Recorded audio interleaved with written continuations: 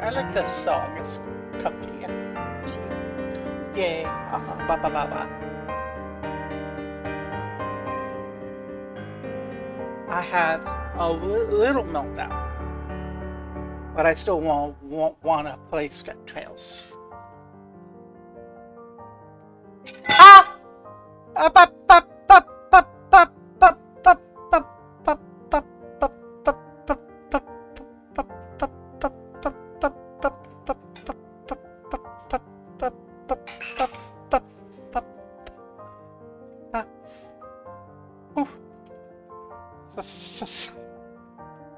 so I'm gonna be a little hard talk because it's still recover, but I wanna play Trails.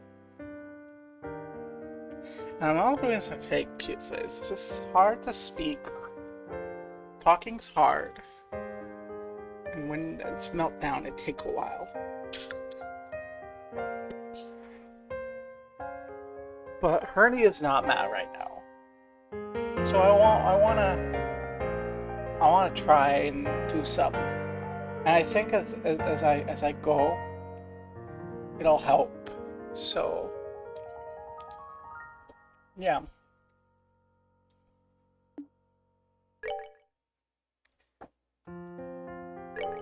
Also, in honor of the weird racist guy who got on my VOD earlier,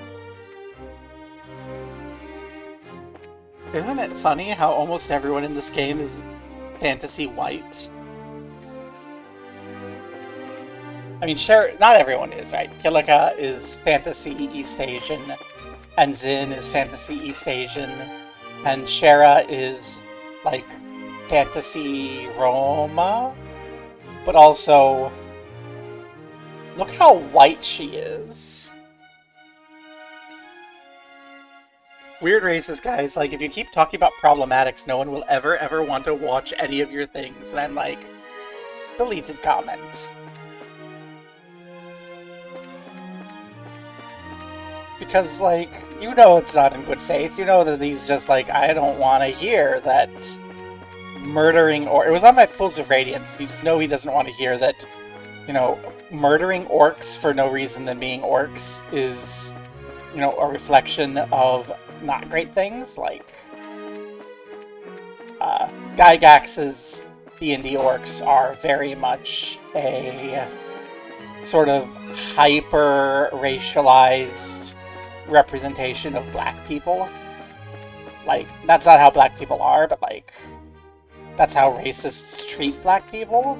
And then that becomes orc, and then people who aren't racist will be like, yeah, we can kill all the orcs. And then they won't think about it. And it doesn't make you bad for enjoying that. Like, in my hernia pain this morning, I was thinking about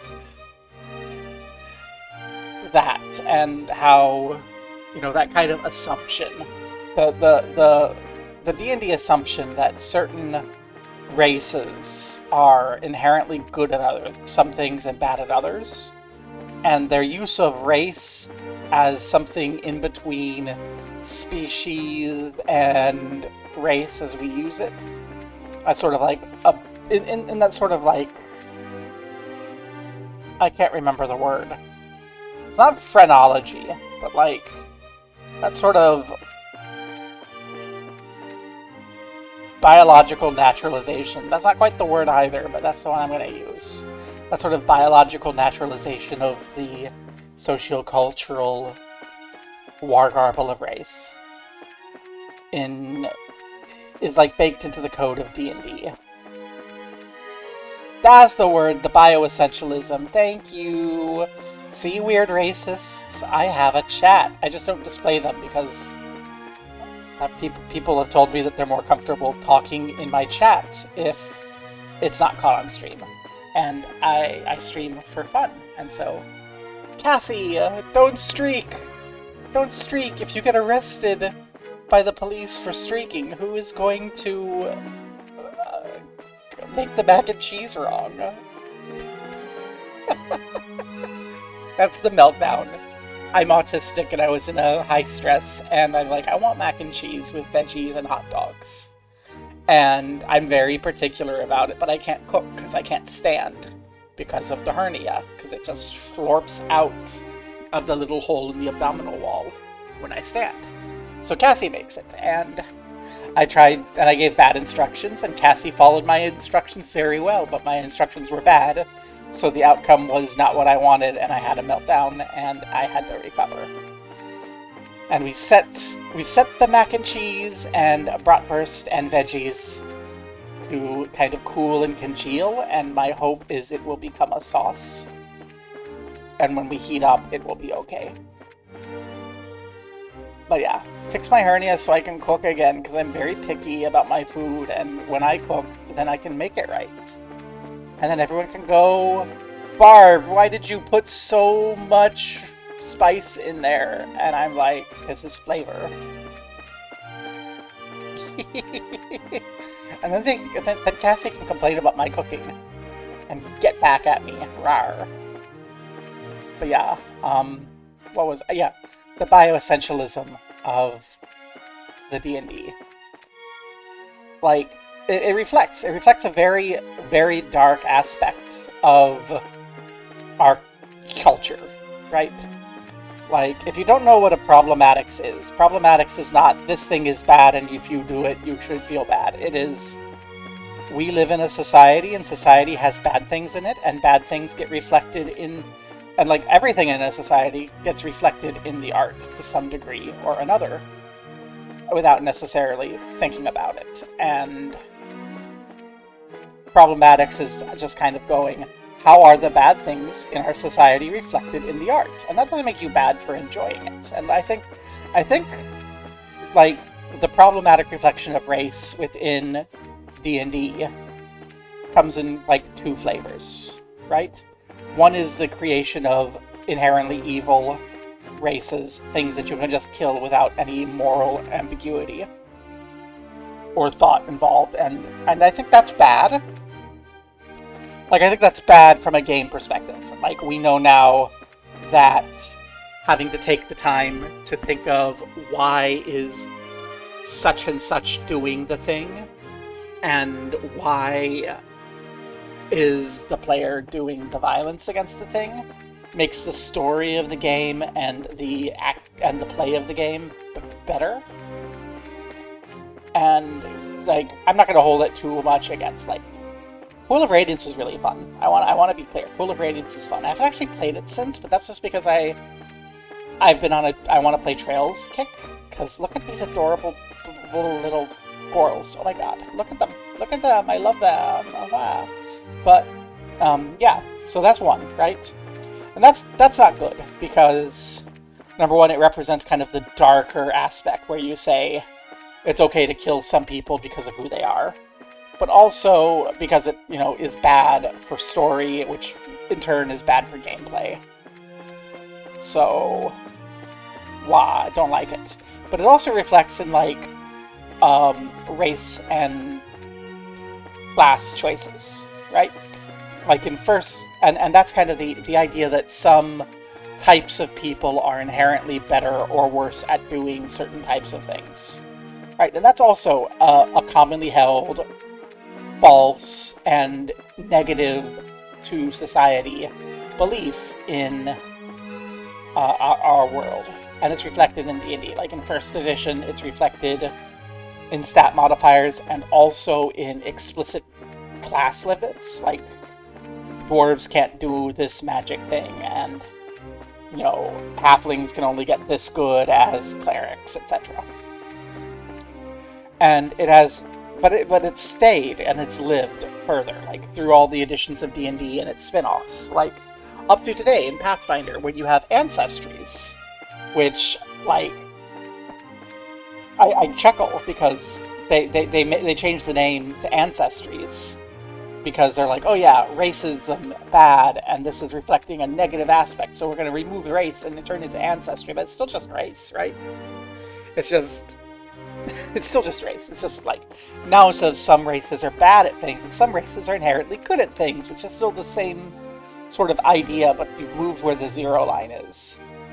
And that one as a whole, even though it's still problematic and reflects a deeply negative aspect of our culture and reinforces it, that's fun. Like, if you remove that from a D&D style game, you start having the question, well, what is the point of this choice? What is the nature of this choice?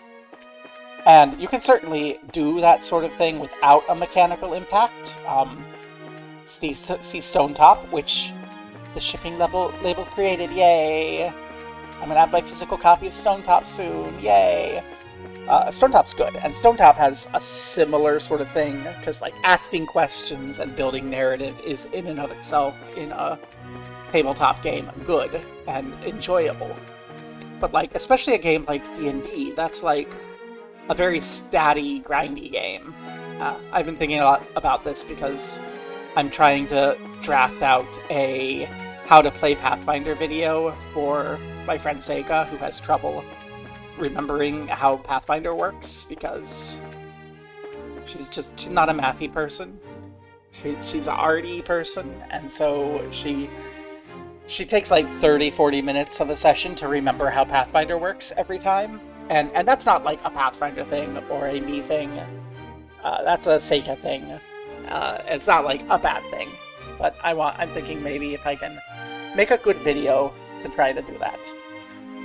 It's funny because like people are talking about my YouTube VODs as like I want people to watch it. It's like, no, I do this for me. And like even this, like I'm drafting a video that I will eventually like try to do a good job making.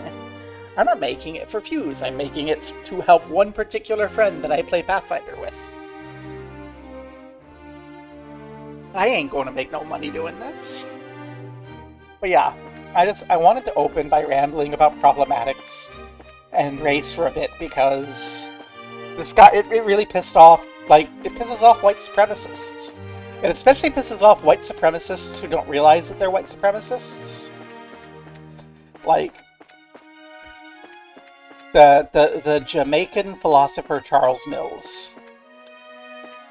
I don't know if this is like an exact quote, because I haven't read Charles Mills in ages, because Charles Mills is like a contractarian, and contractarianism has issues that bother me, so I don't really like spending a lot of time engaging and re-engaging with contractarian philosophies, because I don't buy the idea of the social contract.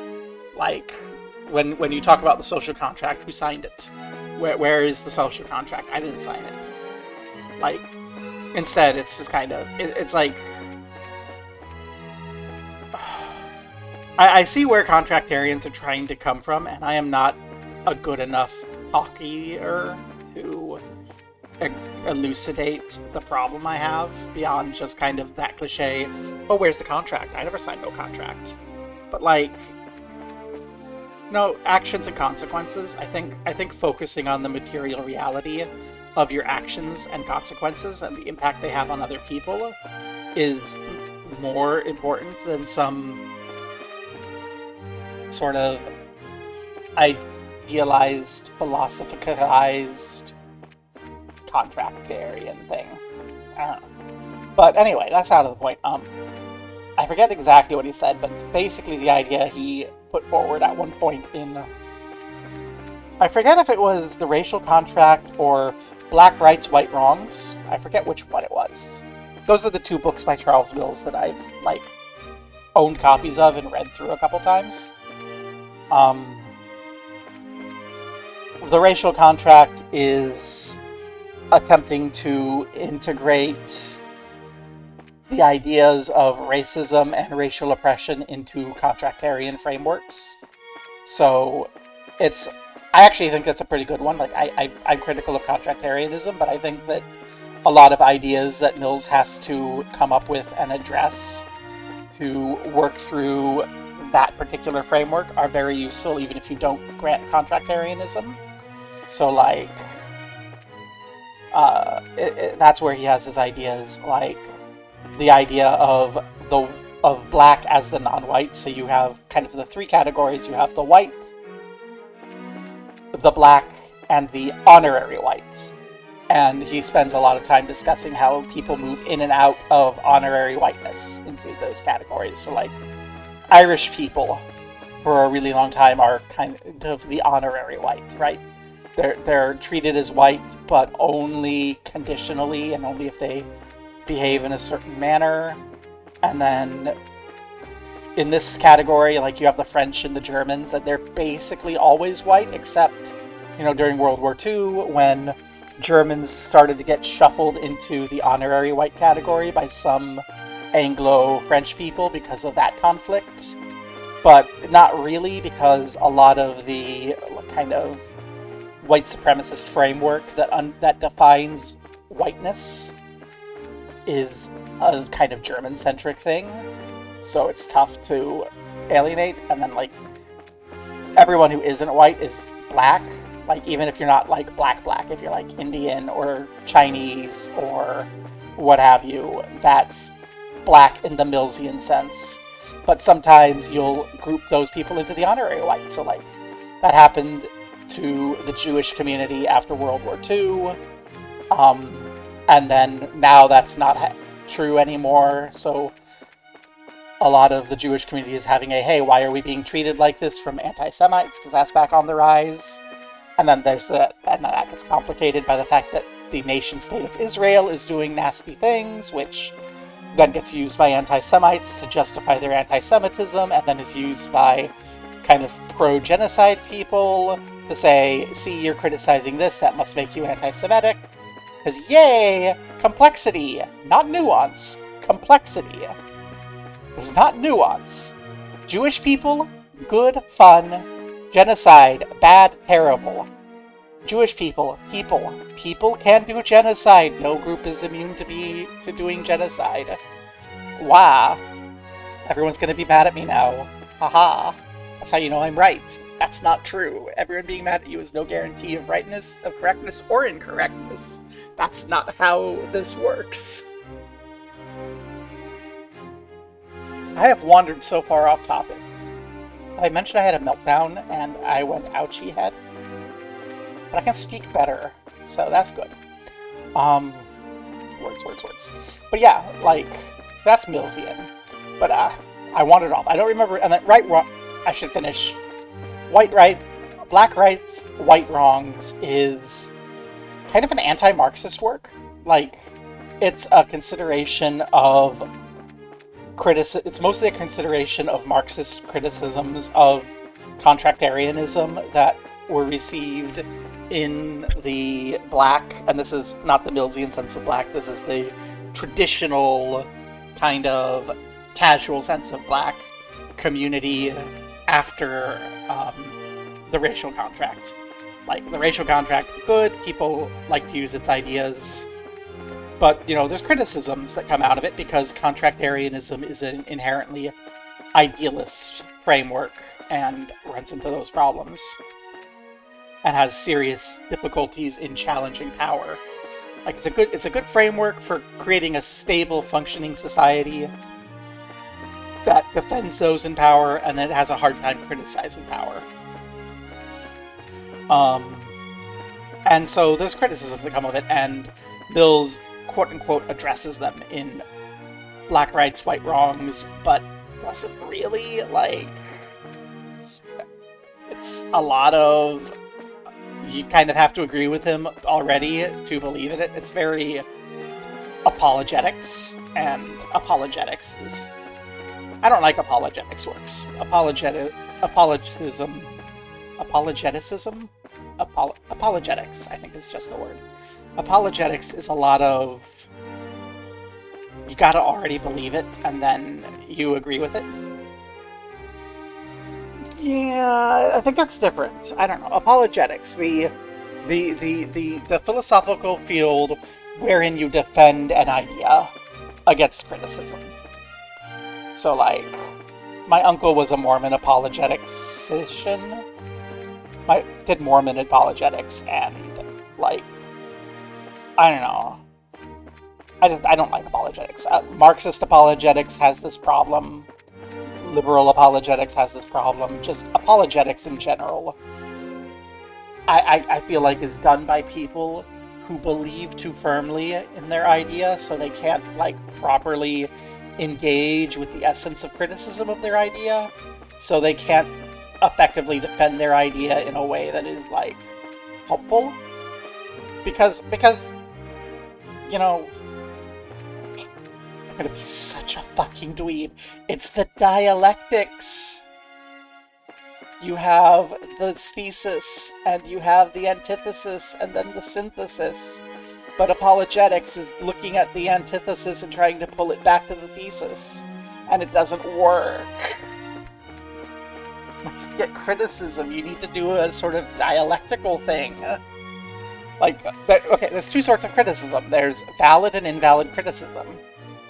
And invalid criticism is not worth regarding as more of a, look how fucking stupid this asshole is. Look at this weird racist complaining about discussions of problematics in media. Wow. Again, have we noticed that everyone here is white, including the non-white person? Look at Shara. Look at her. Look how fucking white she is. Why is she white? I mean, we know the answer, right? The answer is colorism.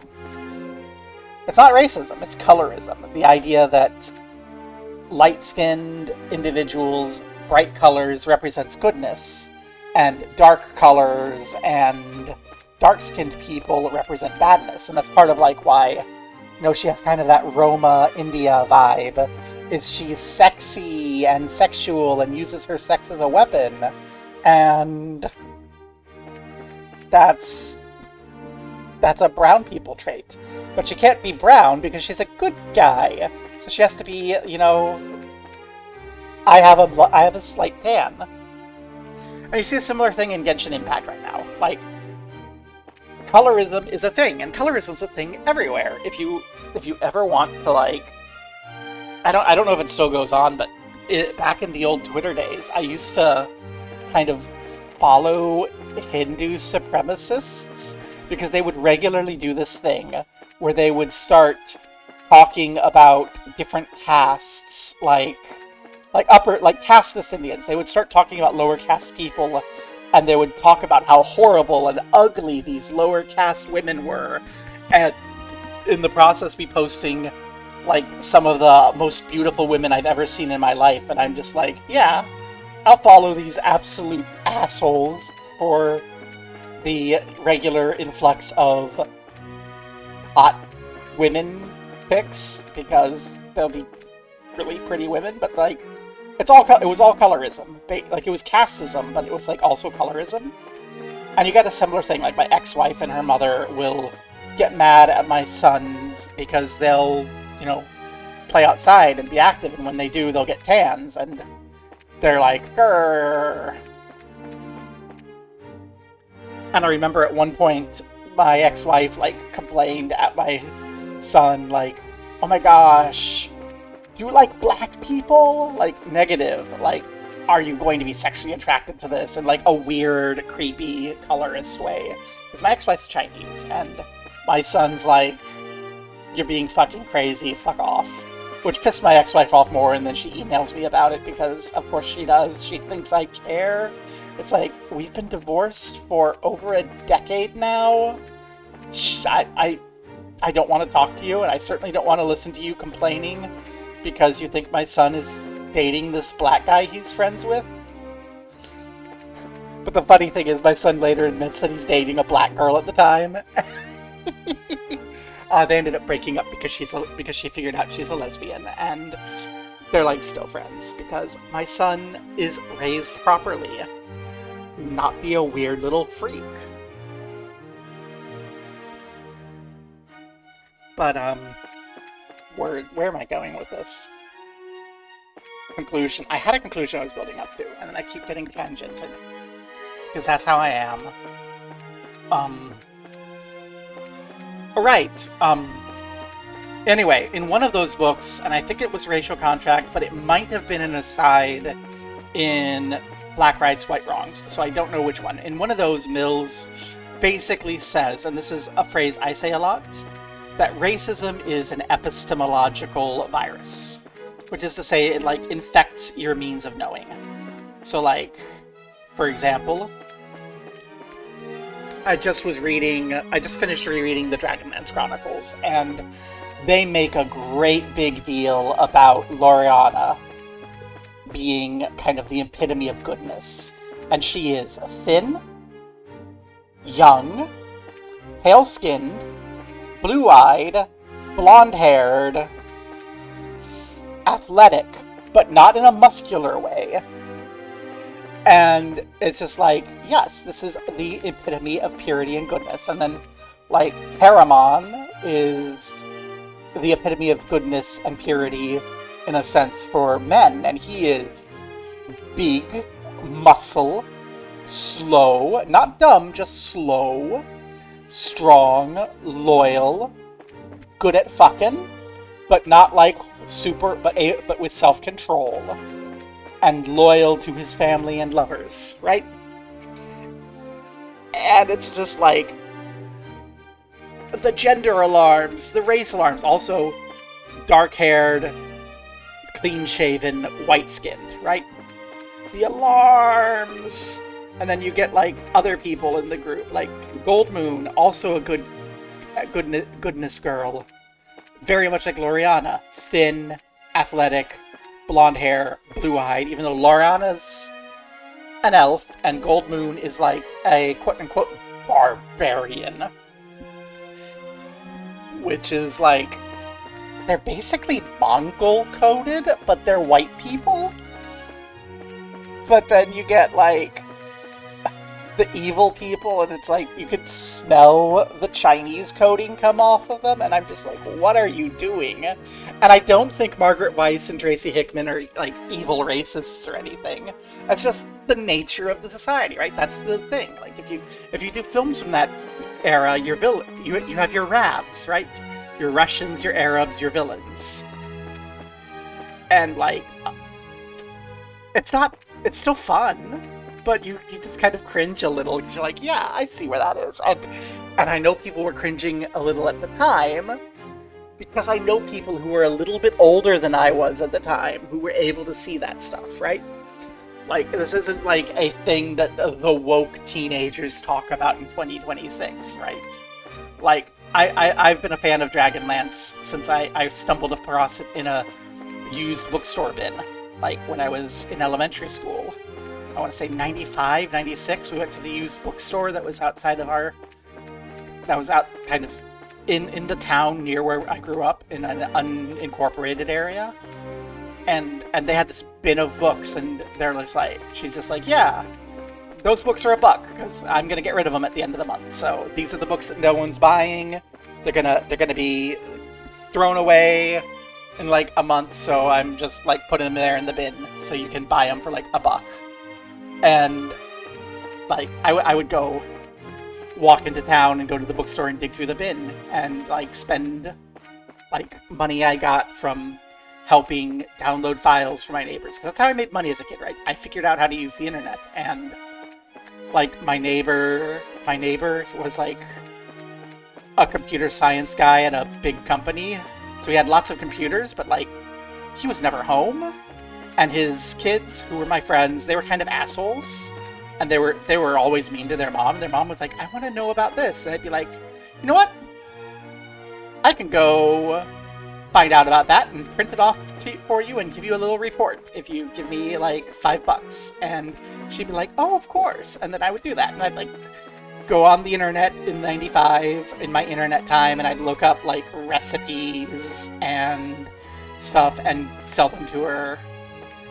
I kept doing that into high school. Like, in middle school and high school, I started doing that for other kids with, like, porn. Like, kids would be like, I want this picture of people doing this sex thing. And I'd be like, yeah, I can get that to you. How's this much sound? And they're like, okay. And so I would find the porn for them, and they would give me the money. And that dried up, like, midway through high school, because by that point everyone had the internet, basically.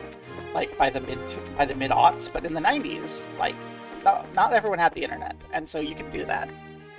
But I found Dragonlance. I used that money, and I found Dragonlance books. Actually, it was Legends first. It was the 3 Dragonlance Legends books, and I read them and I liked them. I'm like, Miss, do we know more about this? And she's like, oh yeah, that's like the second trilogy of those books. You want the first one? And I'm like, yes. And she's like, let me find them. And she hooked me up with like this dude who had them and had read them and was like, yeah, sure, I'll send them to you for like $5. So I got 3 books for $5, which isn't quite as good as, 3 books for $3, but like, yeah, I got them. I also ended up getting the Deathgate Cycle through her because I like Margaret Weiss. I like Margaret Weiss and Tracy Hickman as authors. They're a fun duo. I like Margaret Weiss. She's pretty good. But but yeah. So I was a fan. I like Dragonlance, and I remember as I got older and kind of left my little subdivision where the only, like, not white people in my subdivision. You had 3 black families. You had an enlisted black family, an officer black family, and a civilian black family. And they had 3 kids in our grade. So you had them. You had these 2 Mexican kids, 1 Asian girl, and then my mom had a couple of, like, Native American and Hispanic and 1 black adopted kids, but we were all basically raised German because that was mom's culture. Like, I've mentioned before, my mom is, like, descended from German nobility. I've played her ancestor in CK3. I want to get back to that game. It's already off the charts because CK3 doesn't recreate history, but it's fun. I'm not in a CK3 mood. I'm in this mood, but I want to finish my rant. Make sure I have no viewers, because I've been told that ranting like this gives me 0 viewers. Chime in, my 0 viewers. I can see my analytics. There's actually people who show up for these videos. There's actually people who will show up and, like, watch this section and then stop watching. So there are people who only watch me for my rants. I should make long-form videos sometime. Like, actually script out my thoughts and not be incoherent. But yeah, by the time I got to high school, like, I was beginning to be able to go, oh yeah. Like, I wasn't quite at the level I am now. Like, I didn't pick up that Loriana and Gold Moon and all that were, the way were, like, super problematic. But, like, I was beginning to pick up that the representations of goblins as fat, lazy, greedy things was kind of like, this is, like, I'm just like, actually, there's no reason for goblins to be like this. Part of that was people talking about Kenders, like they're sociopaths who can only steal things, and I'm like, that's not a Kender. Kenders just don't respect private property. And are, like, ADHD lords, only I didn't know what ADHD was, besides it's the thing that the girl that I buy stimulants off of in band class was diagnosed with, that lets her get the stimulants that she sells. Just heads up, that's a thing that happens. People who don't have ADHD will get diagnosed with ADHD and then will, like, sell their stimulants. I don't know if it still happens, but it happened when I was in school. I know, because I buy them, and then we'd cut them with caffeine pills, because there wasn't quite enough to, like, have a really good time, so we'd, like, grind them, and then we'd mix them with caffeine pills, and we'd snort it. Don't do that. Caffeine is really, really sharp, and it will make your nose bleed like a bitch. Don't do that. Also, it's bad for you, but don't do it. But yeah, like, it's very obvious once you see it. And a lot of people don't want to see it because we're told that racism is bad and being racist is bad, and like, it is, but we also still have that kind of other problematic D&D trope in our head that people are good people or bad people, and good people do good things and bad people do bad things, and in truth, in reality, you're just people and you do a thing, and the thing you do helps or it hurts. And if the thing you do helps, you want to do more of it. And if the thing you do hurts, you want to stop, apologize, and make restitution. Don't just be like, I can't be doing a bad thing, I'm not a bad person. And if you enjoy a problematic media, I want to make it clear, if you enjoy a problematic media, that's not hurting, it's not helping, it just is. It's fine to enjoy a problematic media. It's fine to know something's problematic and enjoy it. As I said, I like Duels of Radiance. I haven't played it again because I haven't been in a mood, but like, actually I want to go back and play it again. I'm not going to stream it because I don't think it's conducive to hanging out with my friends in Twitch chat, which is what I want to do when I stream. And I don't really feel compelled to show it to people as much as to just go, look, you should play this. Like this is, Trails is this really long game, and I don't really expect most of my friends to sit down and play it, but I still want to be like, look at this! I want to be able to grab the video and timestamp it at a time and send it to my friend in Discord and say, look at this moment, and have her go, oh my god, they're lesbians. But yeah. So in conclusion, I've wasted 37 minutes of all of y'all's time to provide fuel to weird racists who can leave comments about how I'll never ever make any money because no one wants to watch me complain about problematics.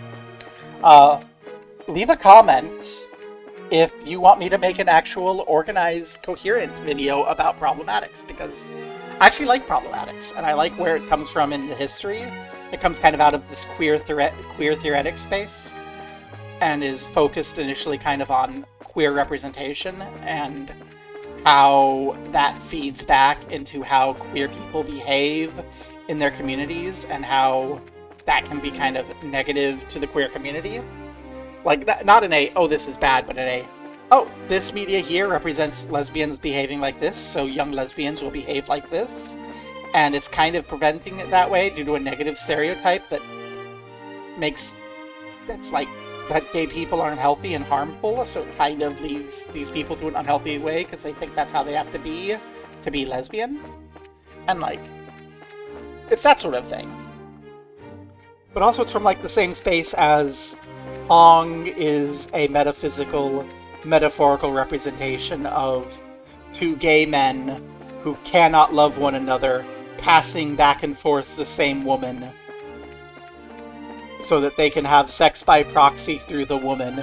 And then when one of them fails to send her back to the other and accidentally captures her into marriage, then that's bad for him because he can no longer have sex with the man he loves vicariously through trading this lady back and forth.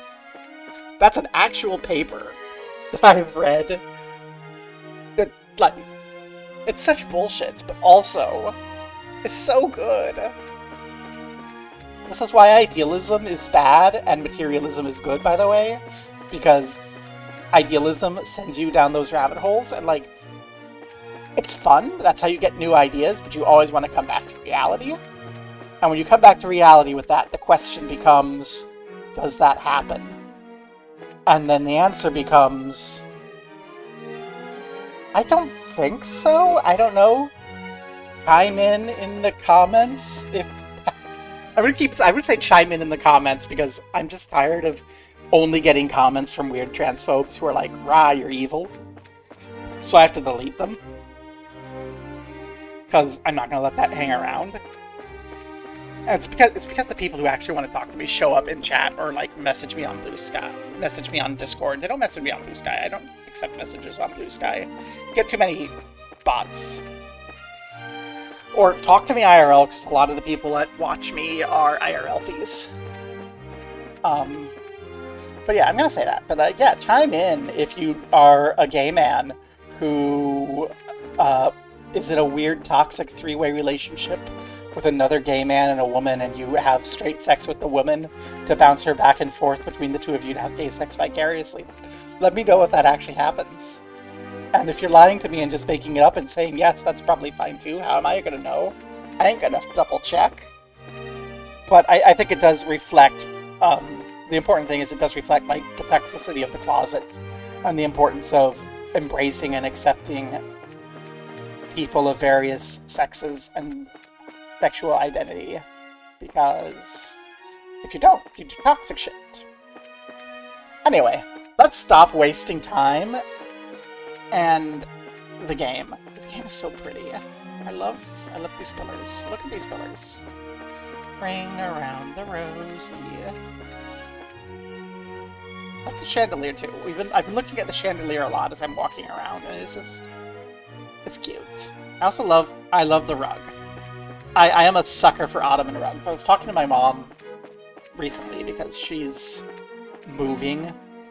Like, she and Dad have sold one lake house and are selling their other house and are moving in to a condo because they're getting old, and they're like, we're too old to maintain these two houses, but we want to have access to a lake. So they're like buying a condo on a lake and they're moving to it. They've been doing that for years, but they're actually like selling the old house I grew up in. And as they're doing it, they're starting to do this thing that kind of well-off families do to dodge estate tax, where they just kind of start giving things to the kids so that when the time comes, like the idea, because I grew up in families with enough wealth to kind of hit the lower end of estate tax. And the idea is you start kind of passing things on ownership-wise to your kids when you're still alive, and liquidating things and giving your kids money, so that by the time that you perish and it comes time to sell your home and all that, you're like under the... I forget what the inheritance estate tax minimum is, but like the goal is to be under it. And I disapprove of that. I generally think estate taxes are good and evading taxes is bad. But they're starting to do that. And my mom and I are talking, and I was just I ended up bemoaning for like 10 minutes straight while I was laying in bed in pain that when I left for college, no one took care of the ottoman rug anymore, because they had a rug like this in their they call it the living room. We have a family room and a living room. No, they call it the family room, because we had the living room, which is where the TV was, and then we had this family room, which was meant for just like, it's basically a sitting room, and no one ever used it except for me, basically, until after I'd moved out and my mom turned it into a sewing room, because her old sewing room, they turned into a rec room, so that kids could be playing video games in the rec room and then watching TV in the living room, and they weren't always fighting for the TV. But when I moved out, no one took care of the ottoman rug anymore. And ottoman rugs require a lot of maintenance. Like, you see these little frills? This is an ottoman rug. Do you see these frills along the outside? Those are tassels, and you have to comb them like once a week. You need to get down on your hands and knees and go down the line with a little specialized comb and comb them out. And then this you need to like wash, and you have to hand wash it with like soap, and you have to scrub it so that gunk doesn't come on. But also so that you leave like a protective film, because otherwise the sun will bleach out the colors and then it'll become pale and gross and not cool. And I would do that every week. I would get down and I would scrub the rug and I would undo the tassels, because I love that ottoman rug. It was so pretty. I love these. They're high maintenance, but they're like so pretty. And because no one's been doing that, the tassels ended up so tangled they had to cut them all off, and the colors have faded, so it's basically just a rectangular white rug at this point. And it's just so sad. Like, the colors are all gone, and I'm just like, wow. And I ended up bemoaning for like 10 minutes because, like, I don't want what has become, but I would have wanted what it was before. And then we also talked because she's like, "Well, what do you enjoy? Like, what do you want?" And I'm like, "Actually, I like all the decor from the old family room. I like the old woven. Um, there were like these framed woven needlework bits. I loved those. Um, she, my mother's great grandmother's wedding dress was sealed away in a glass frame and hung up there, and it was this like gorgeous black lace thing from the early 19th century. And it had, then on the other side of it had like a photo of my great great grandmother at this point, like wearing it when she got married. And it's like one of those old, like, this is like the era when you had to sit there still for like 30 minutes to get a photo.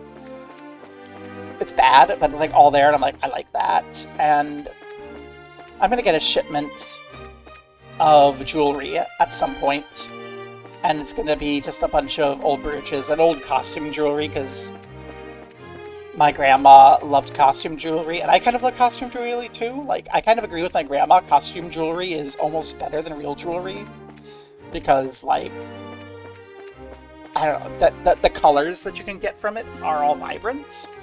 So, like, if you wanna like bright green real thing, you have to get the super expensive emerald, and you have to keep it polished and such. And like, but like if you get like a cut green dyed glass, you can just kind of rinse it in the sink and it still stays shiny and sparkly.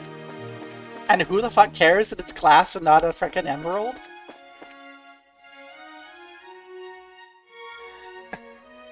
It's important to note, this is the super bougie grandma.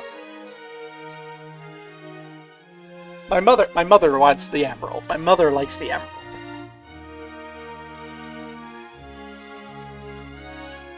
I don't see a point. Pearls, though, I like real lower quality pearls, like the irregularly shaped ones. I love them. My favorite necklace, which I don't even remember where I put the plastic bag with the bits, because someone tried to rob me once in Harrisburg and tried to snatch it off of my neck, and it didn't frickin' work because it was real pearls and sealed up in the real pearl way. So, like, one pearl came off and went rolling, and the others kind of just like stayed, and then it disintegrated because it was. I was needing to get it restrung. It hadn't been restrung since like 1945, and it came into the family's possession in 1911.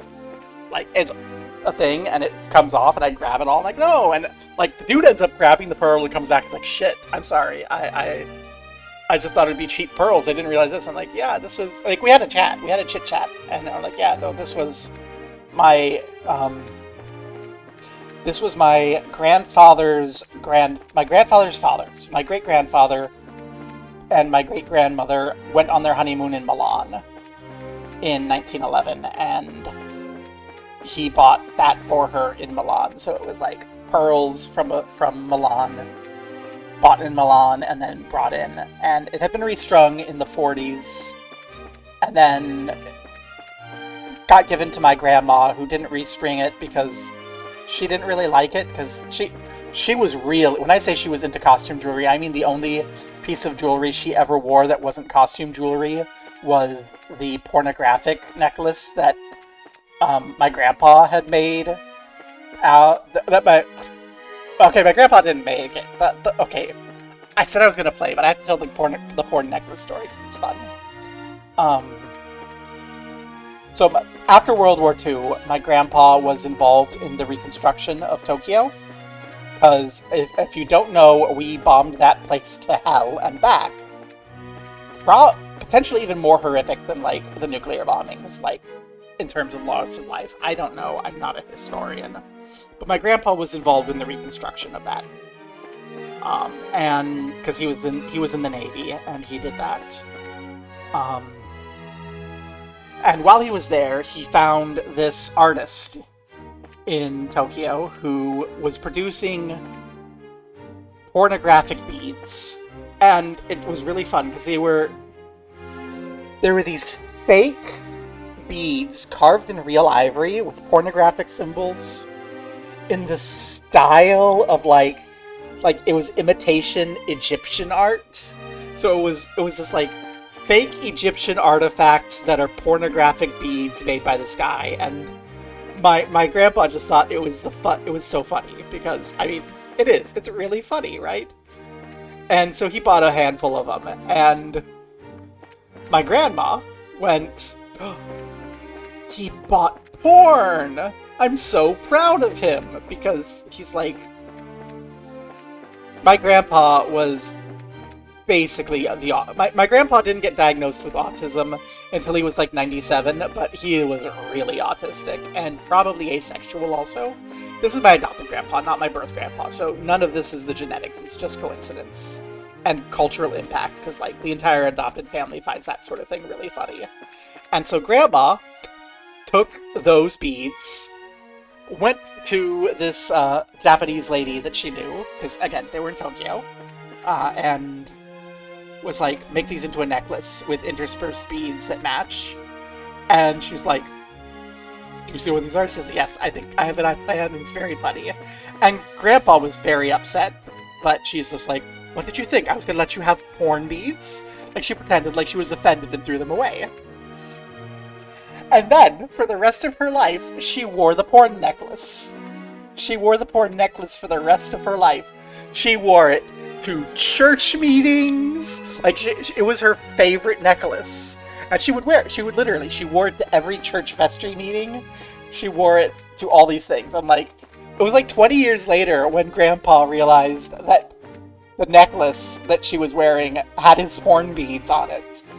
And they're not subtle. It's just like, they're subtle. They're abstract enough that if you're not looking closely, you're not going to notice. And you're not going to look super closely at like the beads that this old lady's wearing that are like draped between her breasts when she's like super ostentatious and has a reputation for wearing fake jewelry. And for wearing like those SS glasses. You know those like Heinrich Himmler little SS glasses? They're really small, circular black lenses that are like pinched on the nose. She wore those, and she started wearing those like way before World War II, and she wore those all the time up until she passed away. And I asked her once why she wore them, and she just looked at me. She says, "Do you think I'm going to let some Nazi deny me my favorite sunglasses?" She was terrifying. Like, it's important to note, she was a scary-looking woman when she wore those glasses. You know how some people, like, when they get to be, like, 70, they kind of look like the evil emperor from Star Wars? My grandma did that. She was lovely. She was really nice. I love her. I accidentally stole her name, because she hated her name. She hated her birth name. And so she always went by her middle name, so I grew up and I'm like, oh, it's Grandma Jean, it's Grandma Jean. And then when I became Barbara, I was informed that Grandma Jean's first name was Barbara. And I'm like, yeah, absolutely. I took it as my name to honor my grandmother. Instantly, the entire family approves of transgender people. all the family's like, we don't approve of this. This is weird. Oh, you're honoring Barbara Jean. Oh, yes. Trans rights for everyone who honors their family by taking a traditional family name. Because my family is that sort of weird, where they're just like, yes, human rights are important, contingent upon you behaving properly. Like, literally. A lot of them are literally Nazis. It's blah. But anyway. I have that necklace already. Yeah, I'm gonna get those necklaces. Game. It's been an hour now. Aren't you excited? Isn't this what you came for? Don't say no, Cassie. Okay. Killed the monster. Haven't gone to the Gransel sewers yet. There's a girl hiding in the villa. Right. She's wearing a black ribbon and a frilly white dress. We need to find her. Let's go find her. Haha. Oh my god, I love this. Look at that sofa. That little love seat. I want it. I love the floral pattern. The problem is I was raised in a bougie family, so I love all this bougie shit. Like this trim, I love this trim. This like repeating floral pattern trim. And this paneling with the raised, with the bevel. I love that.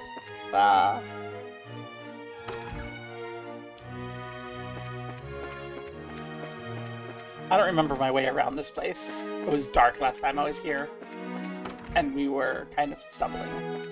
Library. We're gonna talk to everyone. Is there a book you're looking for? A girl? No, I haven't seen her. Yes, I'm looking for a book about girls and how to kiss them. I'm looking for a book about girls and how to turn your boyfriend/brother into one. Thank you. This is another thing I like about trails. Oh my god, look.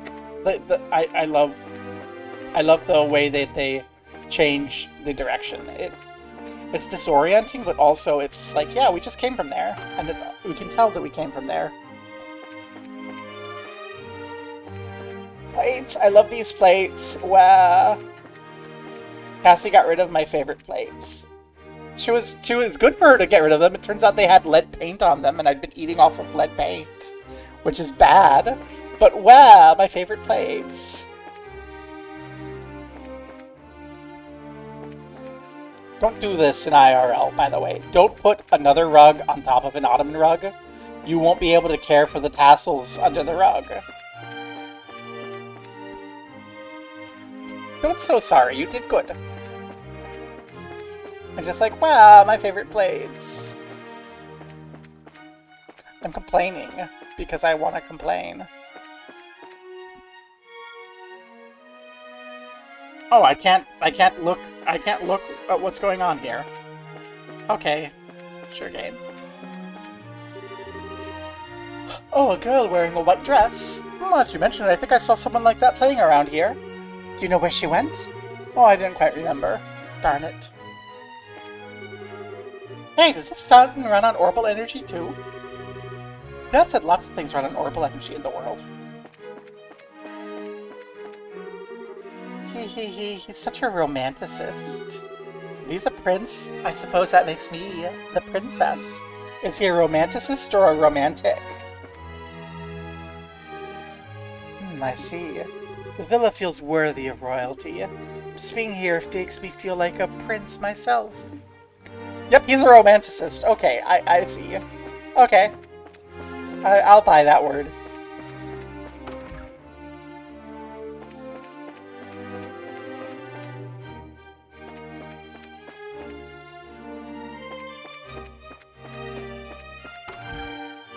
Separate your rugs, don't stack them.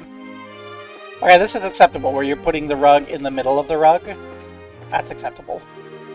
Throne of the last king, chair favored by the previous king, Edgar III, during his time at Herb Villa. No one is allowed to sit in it, so we've roped it off. Big knife. A beautiful plate here. Yes, there is a beautiful plate there. A big scarlet pot. Hey, this is the pot that had the spare key when we freed the manor. It's sort of an actual kid-sized pot, so maybe she's in here. I doubt that. Unless you think she's so skinny as to squeeze through that thin of an opening. Good point. Oh my god, snick these facts. I shouldn't, but I will.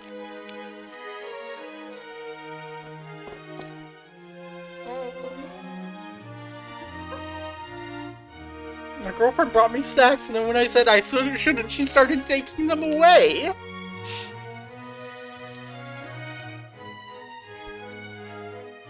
So meanies.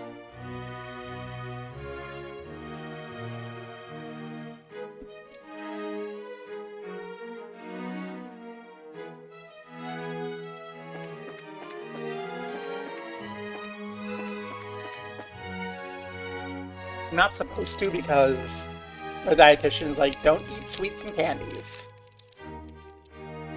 But like, candies I like to get are real fruit juice flavored. And then she's like, well, you shouldn't fruit juice, blah, blah, blah. But like, let's just count them as my calories for my afternoon snack.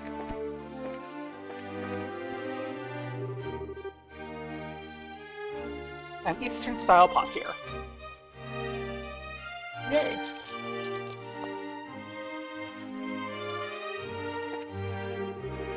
That's an imperial pot, sis. It's written right on the label. All you have to do is read it. Talk about eye-roll inducing. This pot presented by the Republic Ambassador is quite lovely. Yep, the Republic sure has some nice pottery. I can spot their quality an arc away.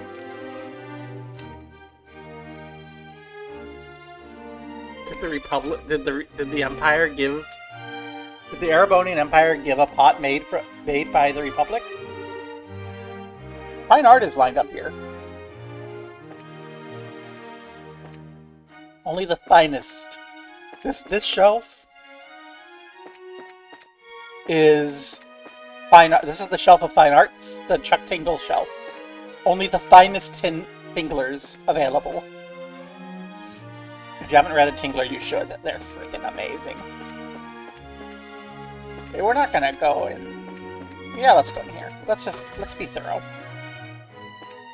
Whee!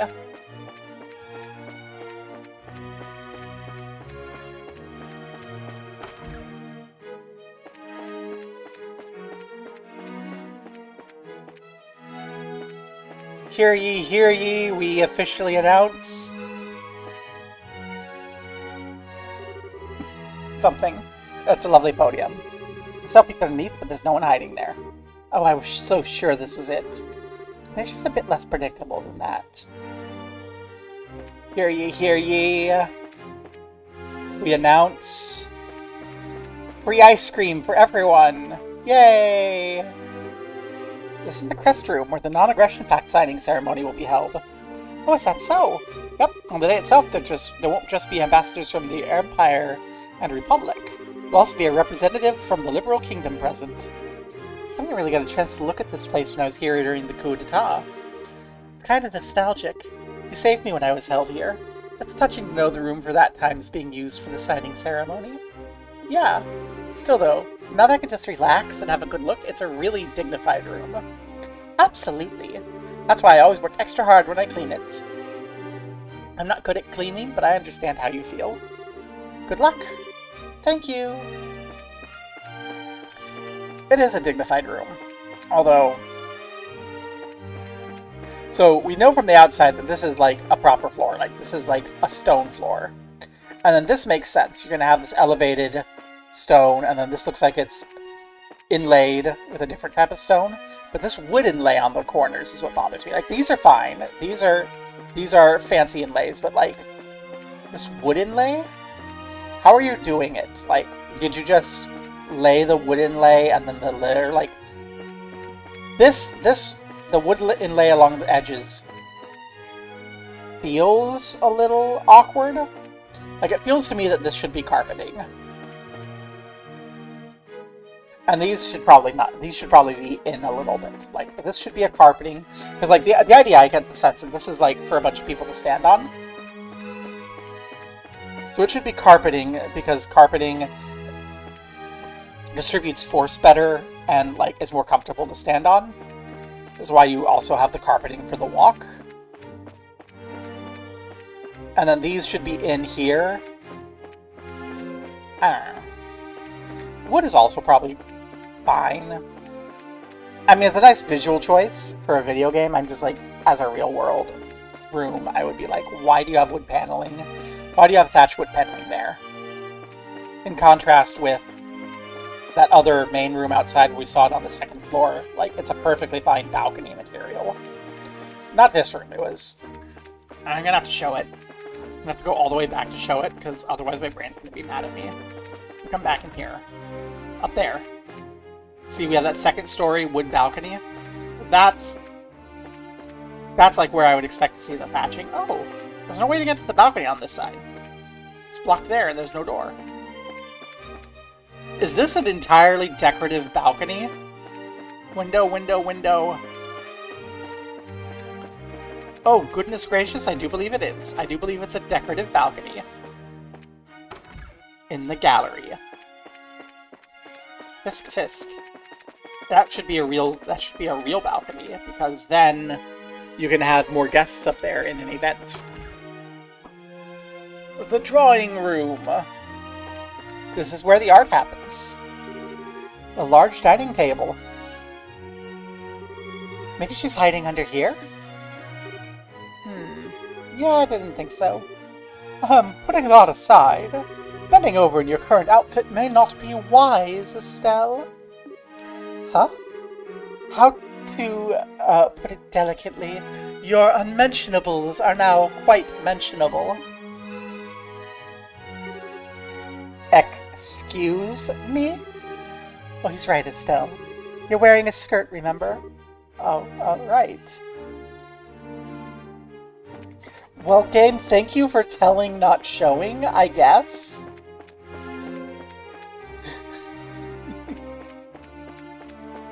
Estelle is absolutely the sort of person who just bend over in a skirt instead of crouching down properly. Oh, no, all we can do is calm down and search carefully. The girl may have reasons for her own for hiding. That girl disappears, but it's like she's trying to tease me. I'm not letting her get away with it. Go, Simone. Locked door.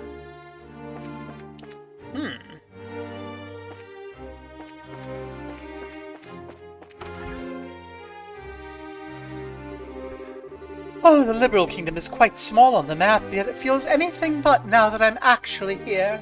The people are kind, no matter where I go, and the view is breathtaking.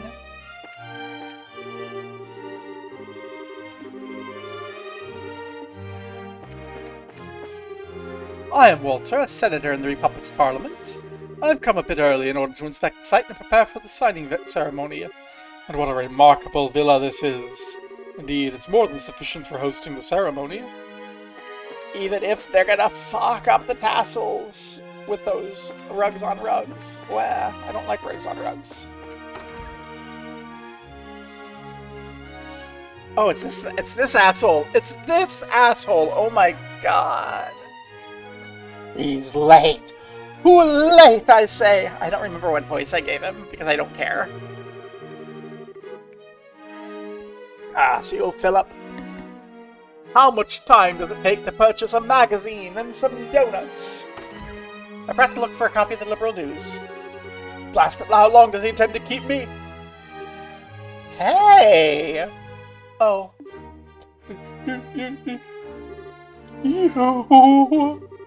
Oh, didn't I see this noble in the castle during the coup? Oh, Duke Doonan, oh, joy of joys.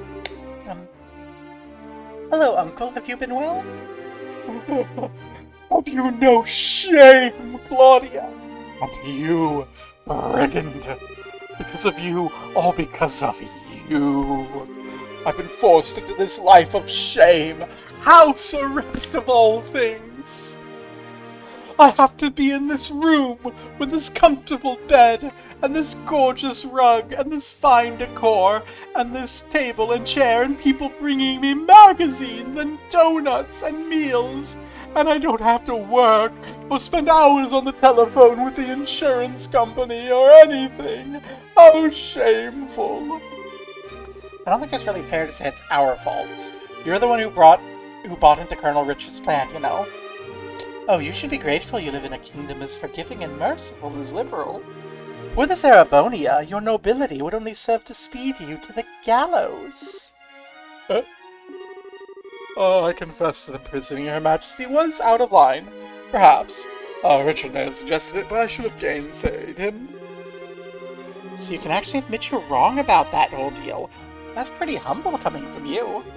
Oh, do not misunderstand me. I love and respect Her Majesty. As a ruler and an aunt, she is utterly above reproach.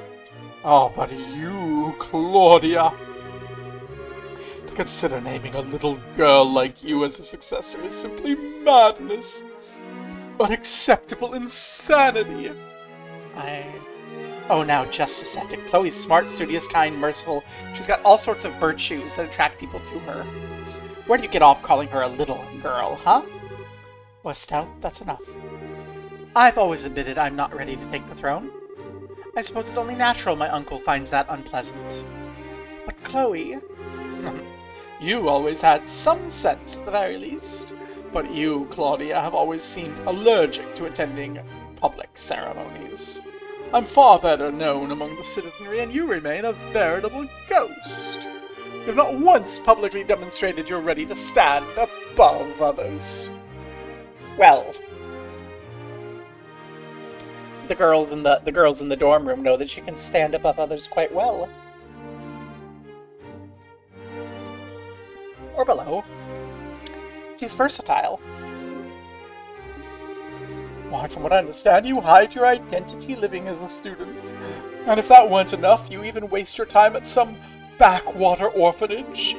She should be presiding over the common rabble at ceremonies, not wallowing in the mud with them. That's the purpose of nobility, to stand above all other men in lordship. It is as you say, Uncle. I don't really know much about the purpose of nobility, so you might have a point. Of course I do. But I can say this. Chloe's doing her hardest to figure out who she wants to be, and is helping us out in the middle of her own problems. And she's sure as hell doing a lot more than some duke who sits around doing nothing because he's under house arrest. Oh, you dare? Estelle? Uncle Doonan? I'm trying, as hard as I can, to find my own path, as I help Estelle. I think by the end of it all, we'll know if I have the right to become the next queen or not. So please, use your judgment until then. This is absurd. I'll deal with this no further. Be gone. Oh, trust me, I don't want to stick around. Though come to think of it, I need to. I gotta ask one thing. Has a girl in a white dress come by here? What are you talking? No little girls have come by. Begone! Yeah, sure. Enjoy your donuts or whatever. Pardon us. Did we say anything about a little girl? I'm fighting the urge to strangle that guy. He's acting like he's the most innocent person in the world while insulting Chloe. His criticism is fairly reasonable, I think. His concept of nobility is perhaps outdated, but he's correct about the qualities one must possess to lead. But wait. Well, I'm not sure I agree with fame being a prerequisite for the rightful inheritance. Countless rulers in days past were unknown upon their ascent, and still performed great works in their respective reigns. Erebonia had one such man. After the deaths of all potential heirs due to the Civil War, one unsung hero took the throne in their stead. That man is now hailed as the Emperor who returned Erebonia to its former glory. That was Emperor Dracles, correct? The very same. My point is thus, you have nothing to worry about, Princess. Maybe. He still has a point about my readiness, however. To tell you the truth, I'm glad we met up here. I think I've gained a new sense of what I'm lacking. Well, I'm glad you got something positive out of that. Shall we find the lost little girl? Yes, let's. So, we saw a little girl come play in here. I just realized I didn't, properly look in these rooms. Maybe there's something. There's a little girl hiding under the bed in here, in the fireplace. No, thank you. Good day. That's the big room. You're the other room I haven't really looked at. No, this is the big room. And then that room's locked, so she's not in there. Unless it's unlocked now. It's unlocked now. Okay.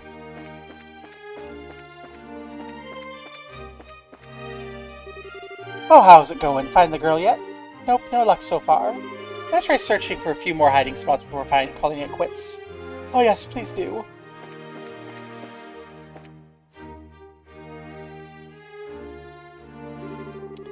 Checking under the counter just in case.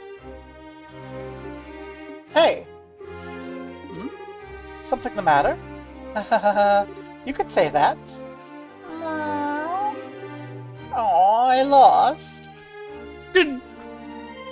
She's standing next to you the whole time? What the? Are you the girl? Aren't you the girl we met in Airletton? I thought it might be you, Renee. Hello, miss. I'm happy you remembered me. Yeah, she was with her parents and they were looking at the waterfall. Oh goodness, I wasn't expecting her to be an acquaintance of yours. Your name is Rennie, right? That's right. Sorry for keeping it a secret, mister. I'm gonna give her a lift. Oh, don't worry. But Renee, why did you run off and play hide and seek like that? I was worried. Because I heard Mrs. Stella was coming. I wanted to play hide and seek with her, so I worked really hard to find a nice hiding spot. Well, okay. It was kind of incredible you knew it was us coming, though. You said your braces, right? I heard some braces would be coming. We are, yeah, but we're not the only braces in the world, you know. It could have been someone else. But I believed. I knew you would be the one to come. See? You did! I guess I can't argue against that logic. Well, putting that aside, where'd your mother and father go? Why are you playing all alone? Wow, miss, your clothes are funny. Don't you get cold with your belly out like that? Get used to it. It's very comfort. That's not the point. About your parents. And your skin is so dark. No, it isn't. We just ranted for like 40 minutes about that. 40 minutes ago.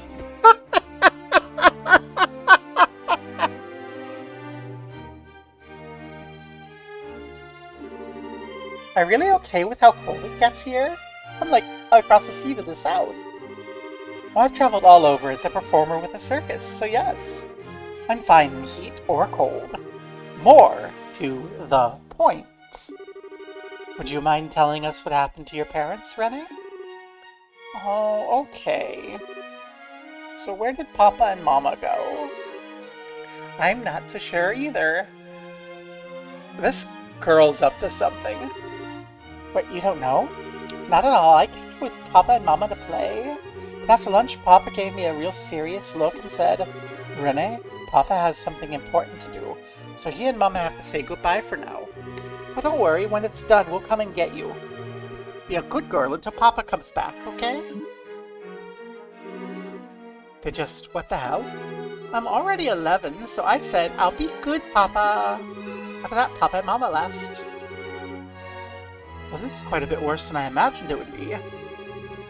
I certainly wasn't expecting something like that. What should we do? It seems a bit beyond just finding her parents at this point. Yeah, tell me about it. Shara, do you think we should? You don't even need to ask. I'll never leave her here like this. Shara's darling. Don't worry, Raymond. We'll take care of the girl for now.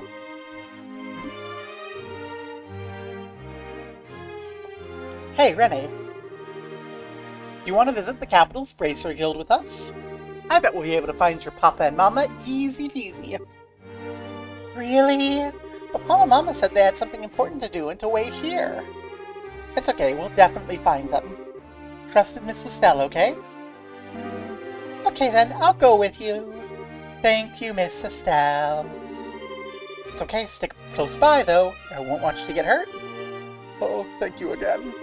Take good care of her. Oh, don't worry, you can leave this to us. Let's get back to the guild house. She's joined the party. If we get into any fights, we're gonna have to deal with her. Let's go check out the other room in the other direction, too, while we're at it. Oh no, the other direction is just gonna be the store. Right, it's just that building and then this. Okay, the Royal Villa is less expansive than I got the impression it was in the last game. Yeah, in the last game I got the impression that there were, like, wings. And it's not like that. Okay. It's much simpler than I thought it was. Speaking of Barb loves bougie shit. These like rectangle or Not herbs, frickin' bushes. These hedges, that's the word. With the little white flowers. I love that.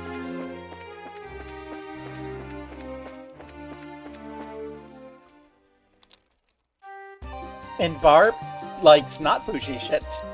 These Black Forest chewies. I love them. They're a little bit of fruit juice inside.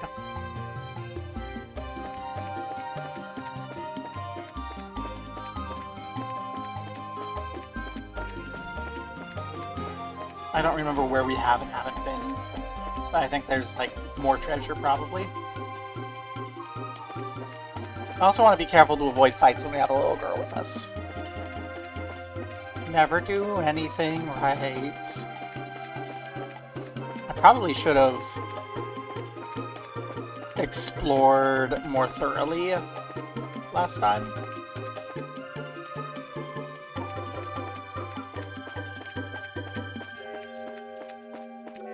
Before I went into the place. I've been this way.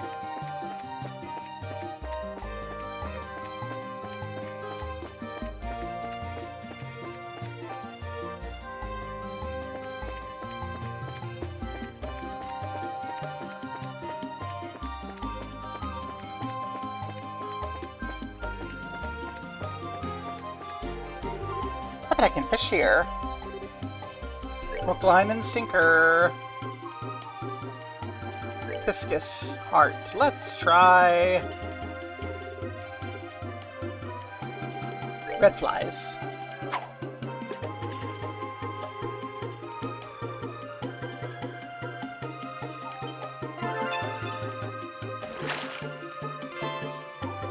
A case with some tender whitefish.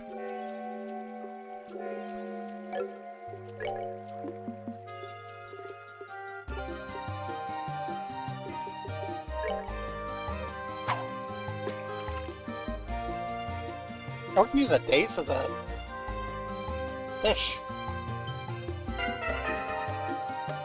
I didn't hit quite right.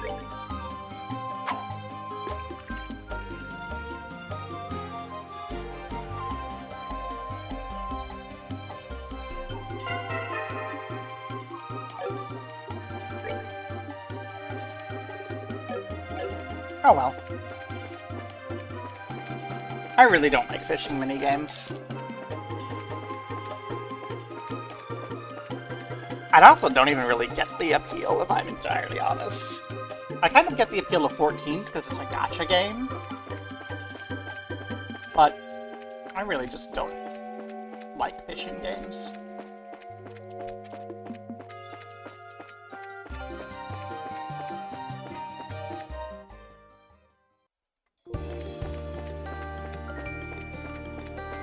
This one's inoffensive, though. Ah, yes, you are. Hey, it's the butler! Huh? Oh my, Philip! How have you been? Your concern does me too much credit, Your Highness. I hope you and Mrs. Stella are well. Have you been to the villa recently? Yeah, we managed not to kill your, Duke. We have, actually. You were, busy in the capital, I take it? Yes, I was making some purchases on the orders of His Highness, the Duke. Did you, perchance, encounter His Highness while you were at the villa? We encountered him, alright. You wanted to be nice and say hello. It's been some time since the, unpleasantness. Chloe is so diplomatic. From your expression, I take it you said something thoughtless to you again. As his retainer, you have my utmost apologies. Oh, you don't need to apologize for him, Philip. I have to admit I was a little worried when I heard he'd been placed under house arrest. He seems to be taking it well, however. Oh, it's kind of you to say so. Now I fear I must be off, if you'll pardon me, Your Highness.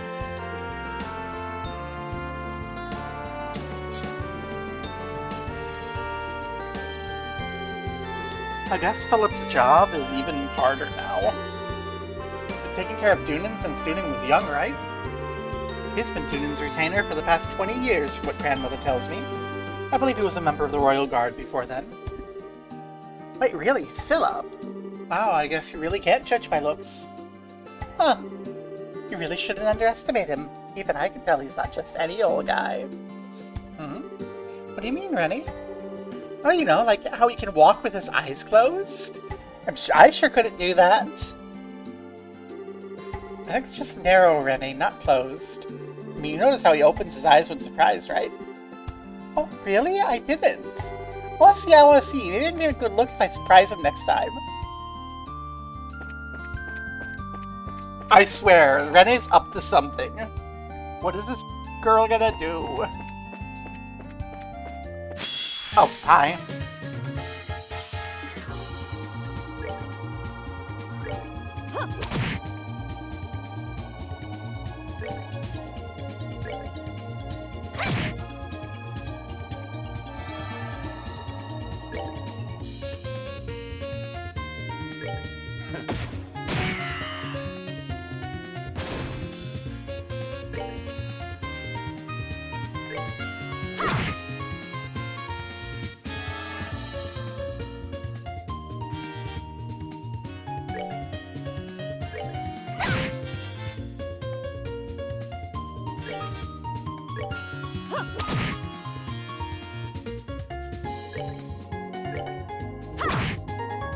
Ooh.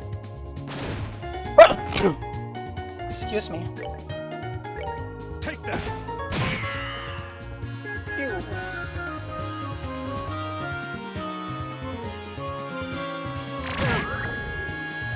Guess I didn't decide to go suck the girl. She's only 11. No suck girls who are 11. Actually, no sucking girls at all without their consent. That's the rule. Nicely done. This game has a lot of enemies who are not actually perverted, but I can pretend are perverted. The perversion comes from me. Evil is in my heart. Oh no. It counts this way. Yep.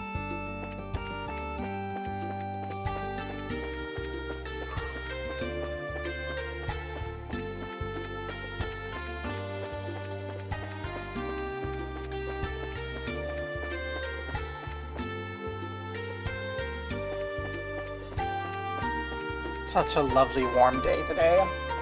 I'm getting a little sweaty though, so I should probably shower after stream. This is such a nice day. It's so nice to have warm and not just be cold.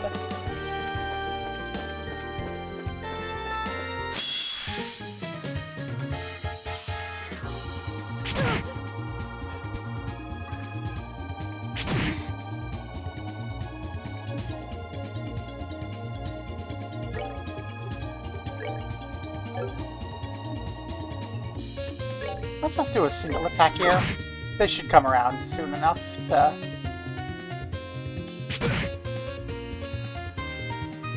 be addressable. You know what? Let's see if we can't off the one doing magic. That one. I don't think it'll succeed, but I kind of want to target this one so it doesn't capture the spell it's trying to cast.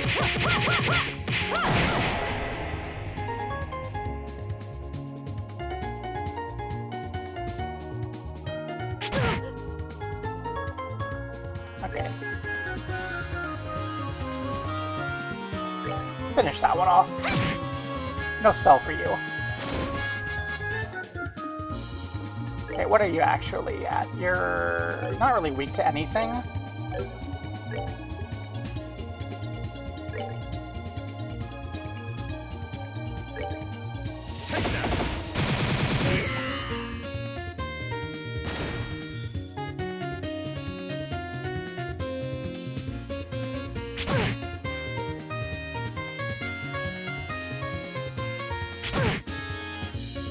Supposed to do that around Estelle, actually. So Estelle can True Hurricane you.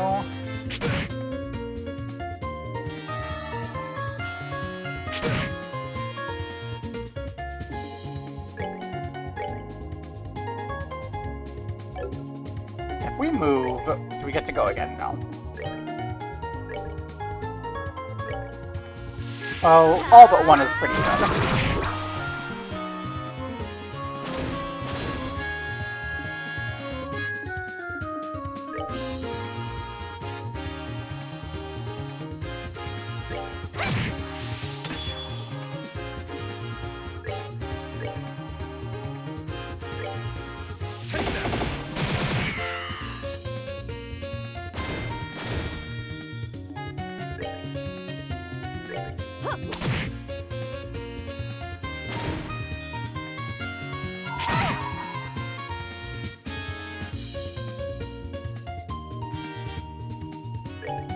Well, that's slightly unfortunate.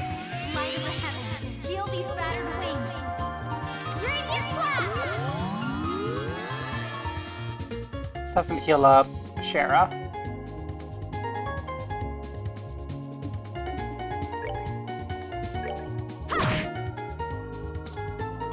Well, Shara can live with it. Piece of cake!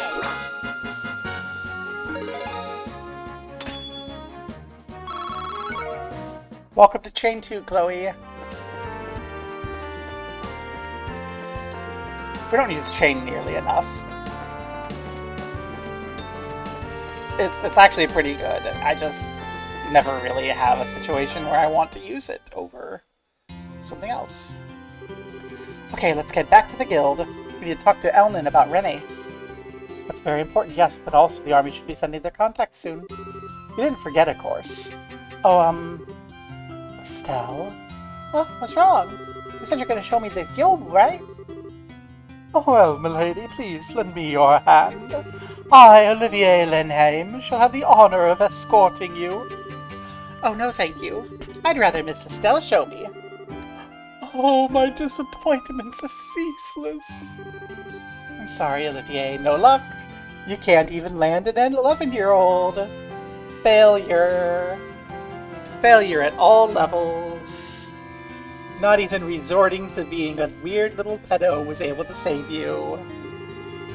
It's not true. Olivier's not. Olivier's fine. Olivier's being charming and friendly to a kid. That's why Estelle doesn't, like, face at him. Estelle sees what he's doing. Come on, Ren, I'll show you to the Bracer Guild. Yay!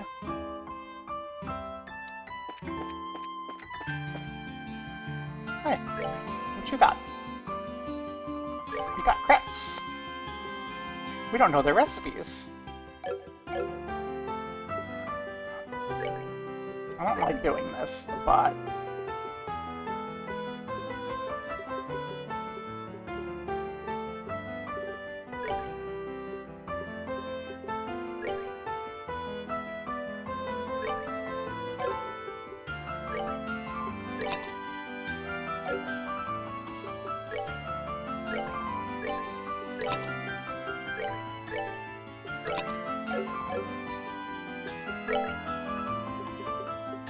we need to do a little heal.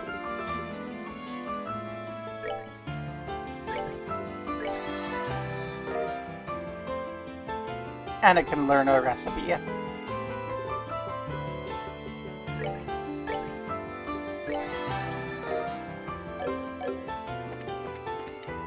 Also, we should look for the liberal news. We want the new liberal news. It's the gun shop. I don't want to miss the liberal news, so we're going to go hunting for the liberal news. Okay, we have to actually...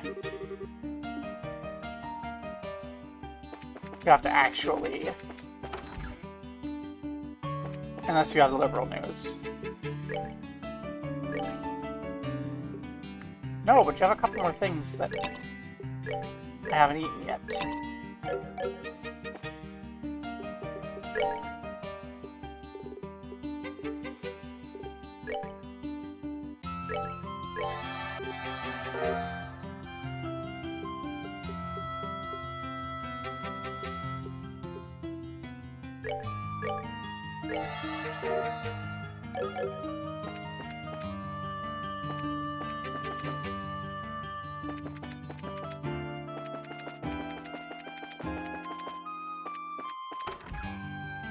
I don't suppose you have a copy of the Liberal News. No. How am I supposed to read the Liberal News without the Liberal News? Wow. Oh, hi, it's the Fisherman's Guild. Oh, welcome. We're determined and dedicated in our quest to catch the guardians that exist within Liberal. What guardians? Basically big fish. It's the reason there's so many fans of fishing. Rennie, do you ever fish with your papa? Yeah, Stell. Fishing's for kids and guys, right? I guess, but I do it. It's pretty fun. Really? Well, maybe I'll try it then. Yeah, that's what I was hoping, that her join the fishing guild and give me a quest so I have a reason to do it. It's a great little spot right next door. Oh, pond. Lots of fish in that spot. Yeah, I fish there.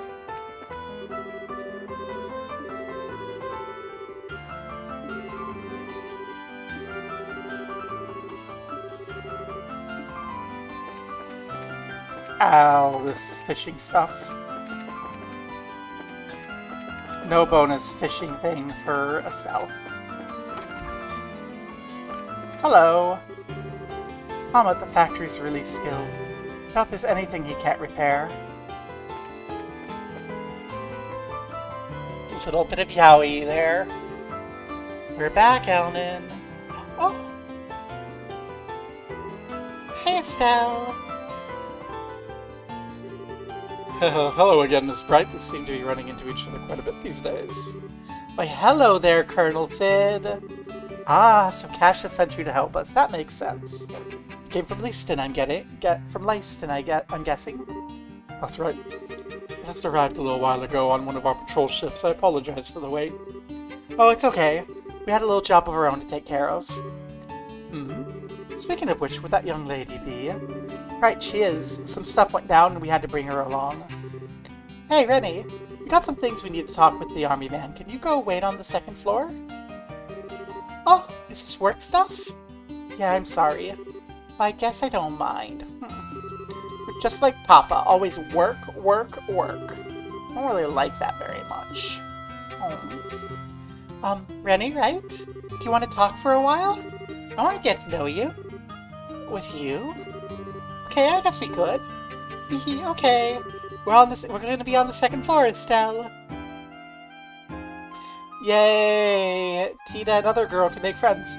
We know Other Girl is evil because she's cutesy with that weird off purple hair. And if the character has hair that makes you think that they have pronouns, then they're probably evil in a game from this era.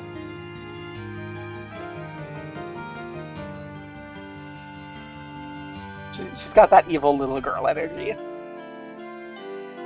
Saved by the teacup. Well, your report on the situation can wait for now.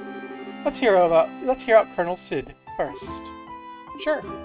Go ahead, Colonel. Thank you, I'm in a hurry myself. So, this is an official request from the Royal Army. There's a series of incidents we'd like you to investigate. Incidents? Why does the way you say that make me shiver a bit? You're aware of the Non-Aggression Pact, yes? I'm afraid threatening letters have been delivered to all parties involved with the signing. Someone's threatening the treaty? That's not good at all. What do the letters say exactly? Please have a look.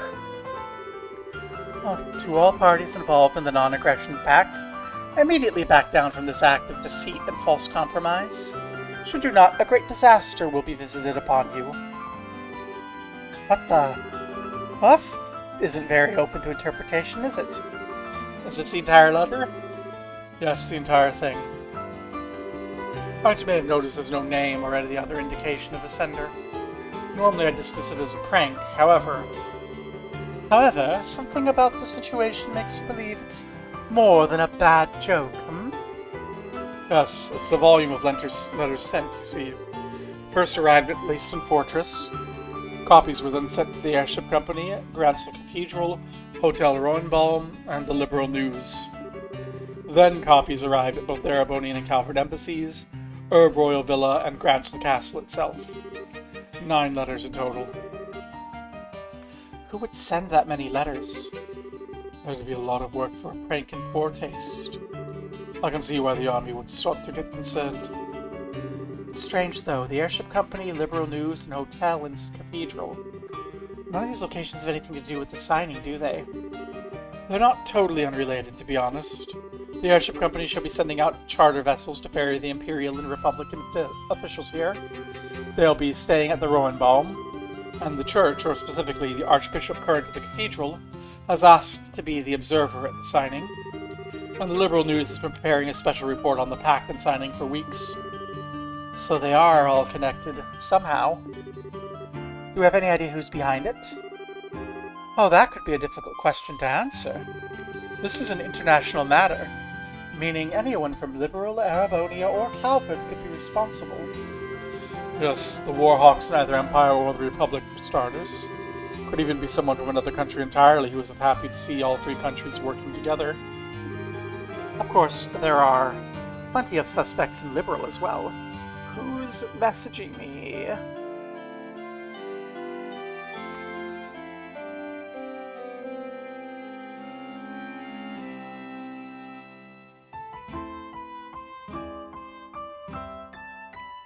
Well, this is actually important. I have to look at it. It's from my doctor.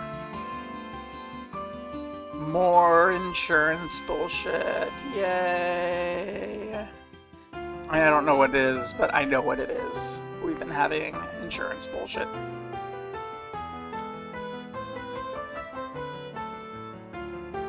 Okay.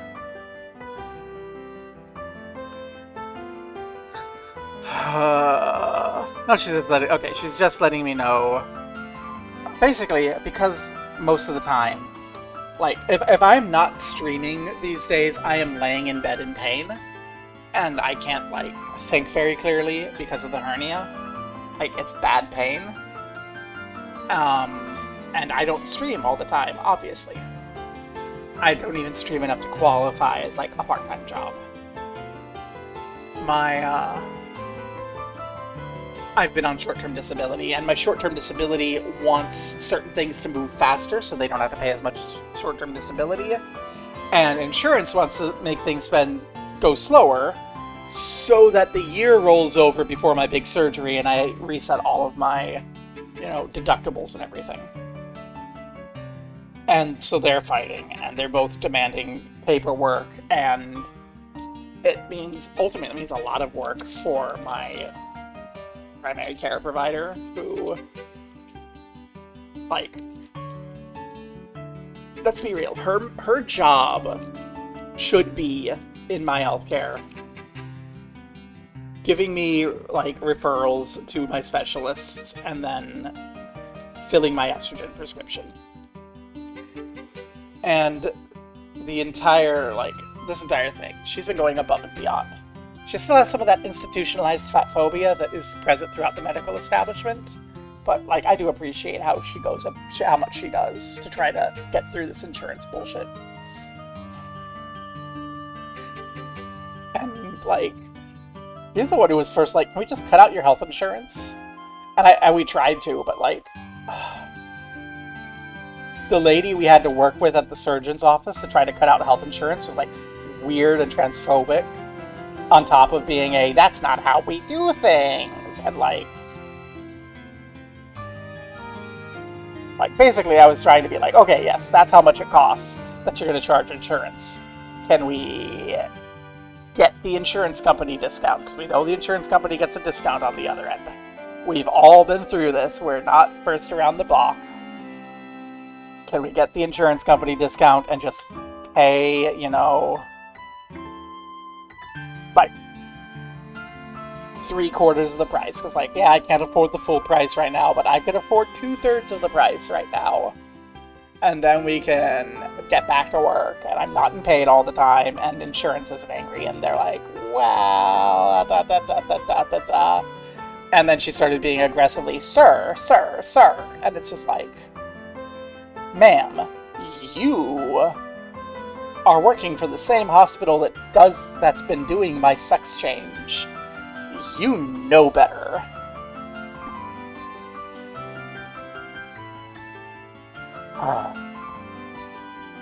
Well, of course, there are plenty of other suspects in Liberal as well.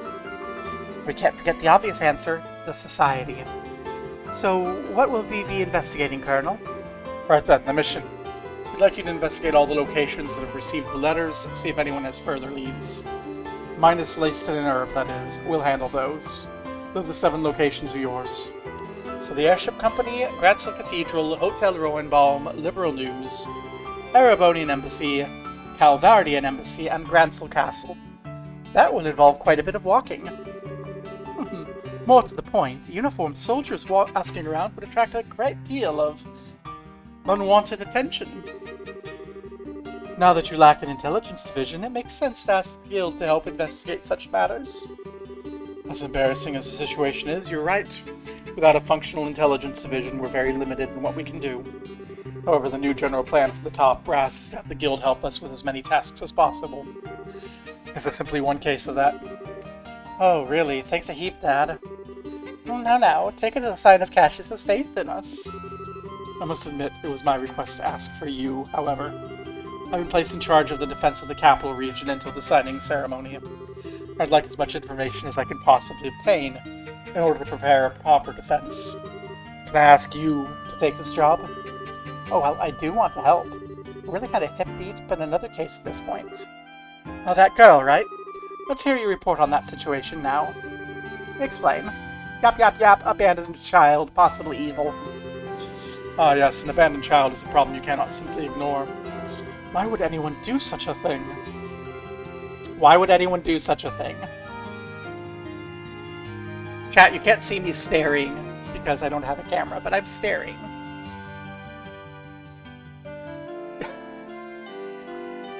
I was adopted at a very young age because I got my birth mother just kind of abandoned myself and like their second kid to starve. So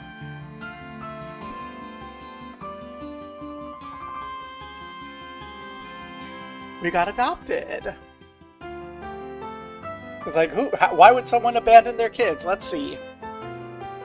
They could be busy at work, they could be having a mental break, they could be irresponsible, they could be a drug addict who is out to get high and just, like, desperate. They could be in desperate need of, like, medical care and not able to take care of the kid because of medical care.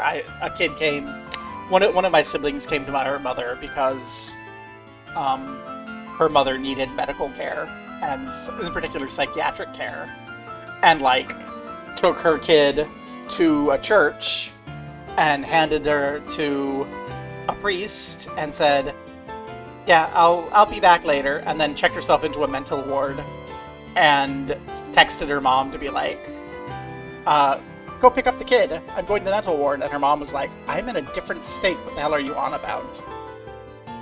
And the priest eventually just like took the kid to the adoption service. Like, what the heck? This kid got abandoned at the church. It's like, she was like, can you watch my kid for a bit? And the priest was like, yeah, I can watch your kid for a couple hours while you go to work, it's fine. And then she just didn't come back because she checked herself into a mental ward. Lots of little things like that. Like, it happens all the time. Kind of freaking me out, too. I met her parents once, briefly. Seemed like a really thoughtful, loving couple. They adore Renee for what I saw. I think something is really serious happened to them to make them leave her. Possibly. They may have gotten entangled in something and wanted to keep their child out of it.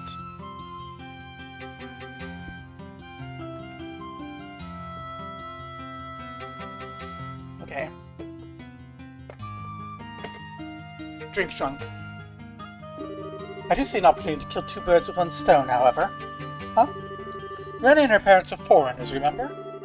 You'll need to inquire at the hotel and embassies regardless. I think I know where you're going with this. Not all these places were threatened. That is rather handy in an unfortunate way. The Airship Company may have travel records for them as well. I'll put out a general alert for all army posts to watch for her parents as well. Should they pass through any of the gate checkpoints, we should know. Thanks, Colonel. Sounds like you can take the job after all. Colonel, you may leave the investigation itself to us. I presume you want the final report in paper and in person, however? Yes. We prefer to avoid telephones to to avoid any risk of interception. You'll be able to find me at the Arab Royal Villa beginning today, actually. I'm sorry for the trouble, but could I ask you to bring the final report there in person? Sure. We'll see you at the villa once we know what's up. Wish you luck then. We decided to split up and investigate. Estelle, Zin, Olivier, and Chloe were to head to the embassies, Grancel Castle, and Liberal News, while Scheherazade would investigate the cathedral, hotel, and airship company on her own. Aw, they're taking Shara away from me because they know that I'm going to keep her in my party the entire time. Okay, we'll be heading out. Lita, Rennie, sorry to leave you two behind. Oh, it's okay. We're gonna go out shopping. What?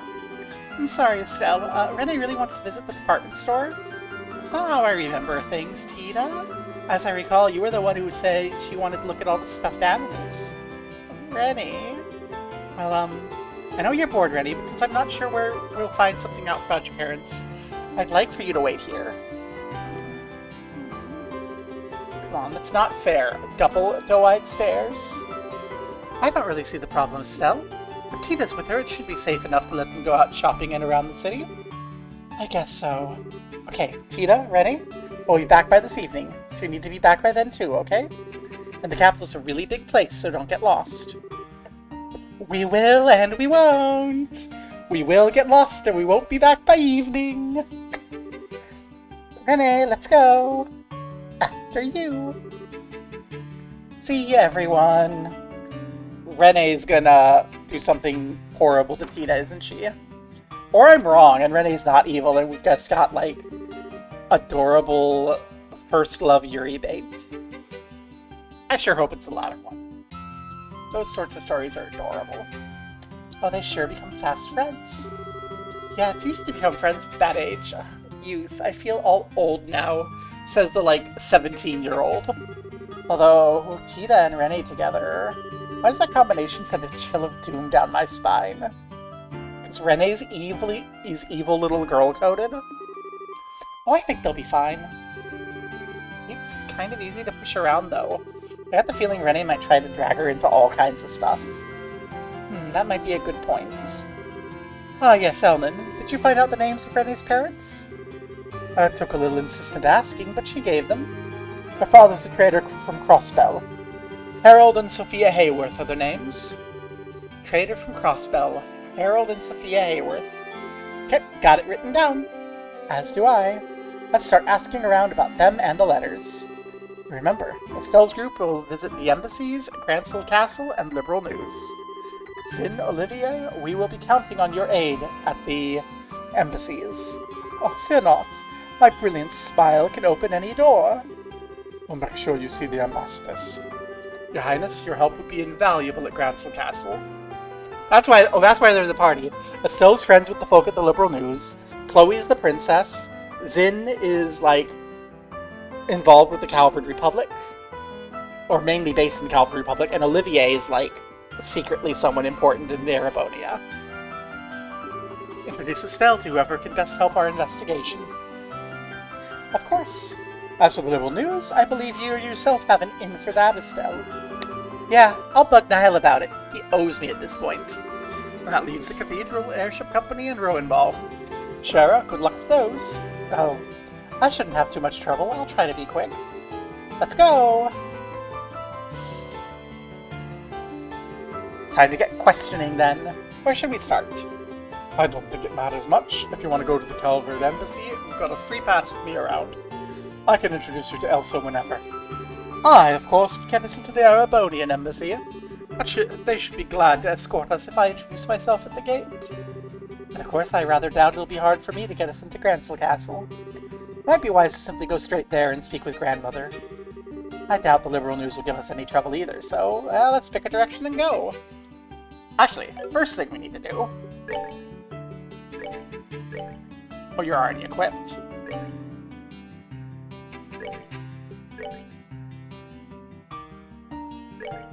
Get up.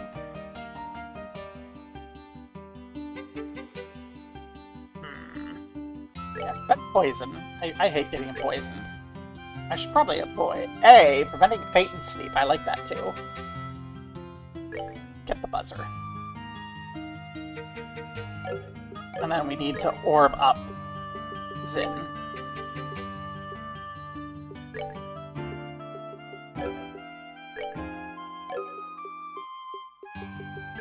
Do I have a higher level HP? No.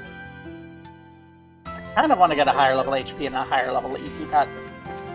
I don't think I would need to change those, but if I can get higher levels, I will.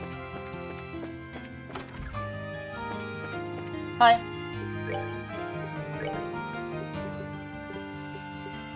Yeah, let's get HP 3.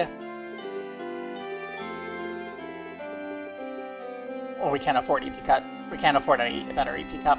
Oh, cut. Okay.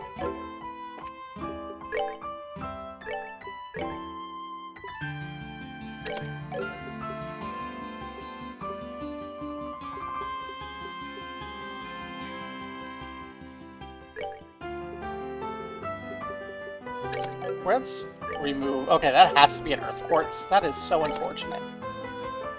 Because that would be the perfect spot to put EP Cut and get the bonuses on everything. So since these aren't going to stack, I think we should just get, like, our best Fire and Wind.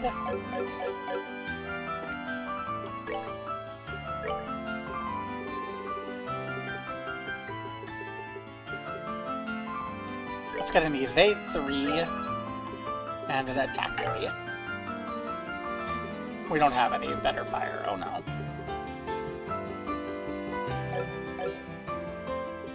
That's so sad. Okay, well we can still throw that Evade 3 in there. And then this one, we can do an attack 2, it's fine. And then we can see a nice variety of stuff, but we're not really gonna have awesome epicness.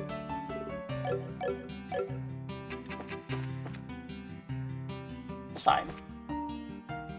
Okay, let's go to the liberal news.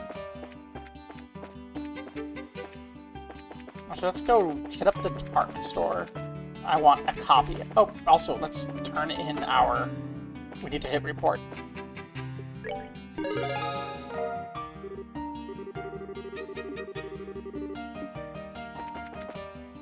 Oh, and we need to check the board.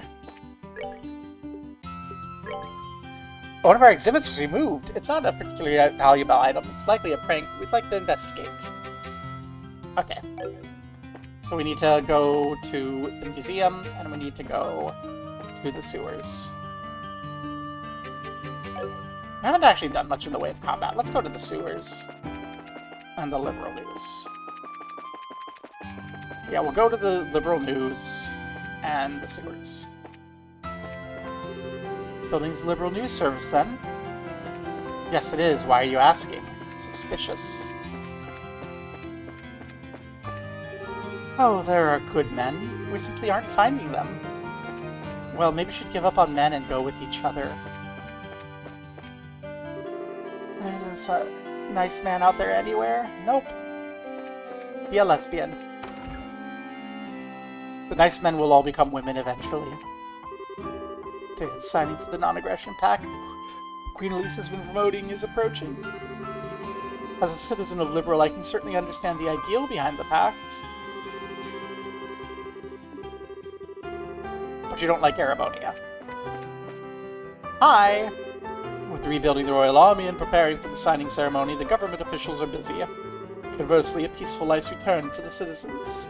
Reminds me, I'm no longer in the royal service.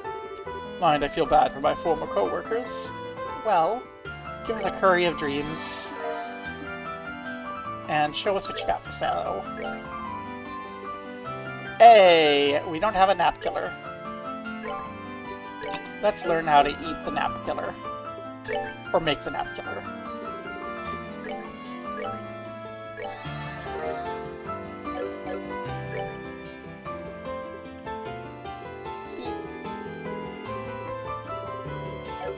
It's probably an achievement for getting all of those, and I've already missed out on the chance to get it.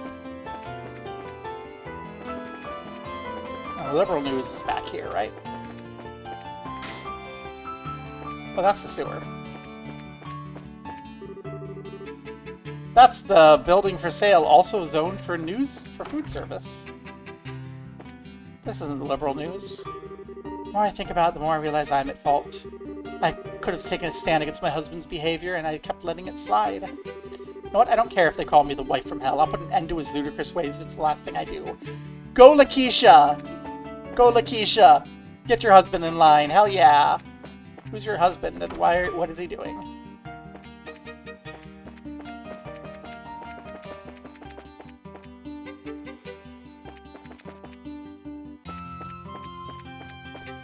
Where's the liberal news? I forget. A while back, my wife and I went on a pilgrimage to all the chapels and cathedrals in Liberal. Turns out she just wanted to go shopping for all the latest trends in every region. Anyway, Archbishop Current suggested I put together a journal detailing my pilgrimage, so here I am. Not much of a writer, but what the hey, I give it a shot. Yay, we're getting a travel log. Sounds actually really nice. Good priest for recommending that. There's the Liberal News Service.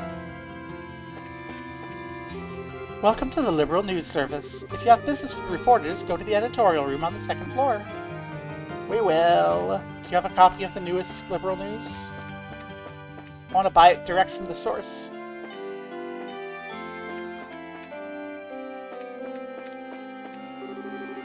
I run the culture column, so I don't have a super tight schedule like some of the people above me. But the flip side is I get used hard to help out with other things, so it's not easy. Funny thing, I'm so busy it's kind of depressing. I don't have a tight schedule, but I get used hard. Just like a culture reporter should. Oh, Estelle. Hey, Chief, it's been a while. What do you need today? Business with Nile? Yeah, I got some questions on some guild business. Is he back from ruin yet? No, he's back, but I think he stepped outside to do coverage. Figures. He always does seem busy. Well, that's our job, after all. Don't know where he is, but I heard he'll be back by evening. Okay, got it, thanks. Says we should start somewhere else. This is gonna be the last place we visit.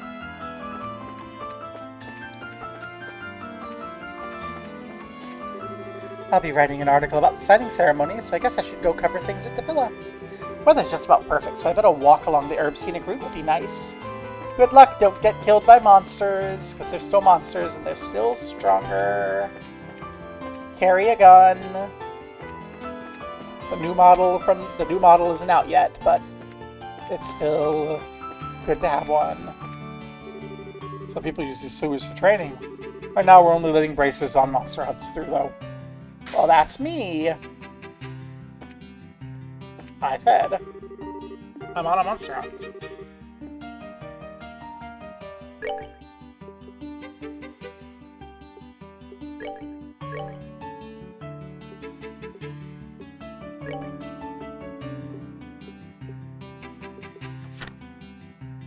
West Block entrance.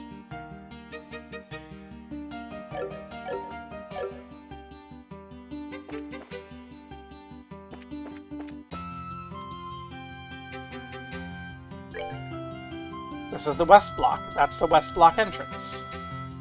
We're on a monster hunt. Game. If I lose because I didn't go on the monster hunt immediately, and now the game won't let me go in there, and I lose out on this quest, I'm gonna be a little annoyed. TPQH.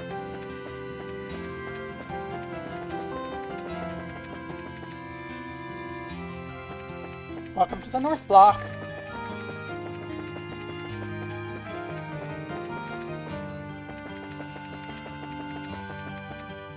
Do we have any shops up here? No, just a fancy hotel. I'm gonna go to the embassies. I do want to get a copy of the Liberal News. I do also want to swing by the History Museum. Lately, even the museum head and curators seem to be very busy. I hope they don't fall ill. And that thing to the museum director. Apparently they're looking into whether or not it's something the museum can hold on to, so I'm having a wander while they check it out. I see that Jimmy's little story is continuing. That's cute. Great collapse was to trigger the destruction of Zimurian culture. Has something to do with the towers. Okay. Who do I come talk to about this?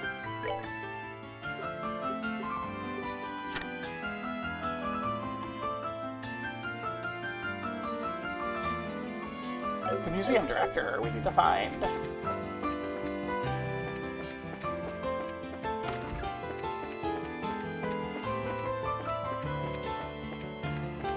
Hello, are you the museum director? Hello there, can I help you? Better yet, how can we help you? We're with the Bracer Guild, sir. Oh, excellent, I was hoping someone would come soon. Let's waste no time getting down to business. Sure, what's stolen? About that. Notice anything off here? Off? This is the airship gallery, right? Hey, now that you mention it, something seems to be missing. You're right, Estelle. There's a portrait of the Arcel on this wall, as I recall. Now that you mention it, I remember something like that being here. How could I forget? I saw the portrait myself while touring the capital. Well, I guess we know why you called. The portrait of the Arcel was stolen. Precisely that. It was there this morning, but around noon or so I noticed it was gone. Caught on the wall in this place. That's this fucker again. Oh, beauteous princess and her loyal companions.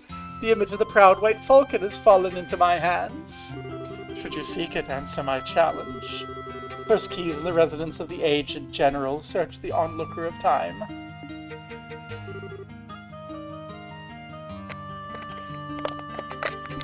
Him again.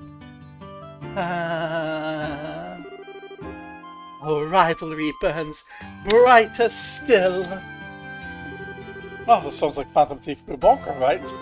You told me about him. I thought you were exaggerating. You already know who the criminal is.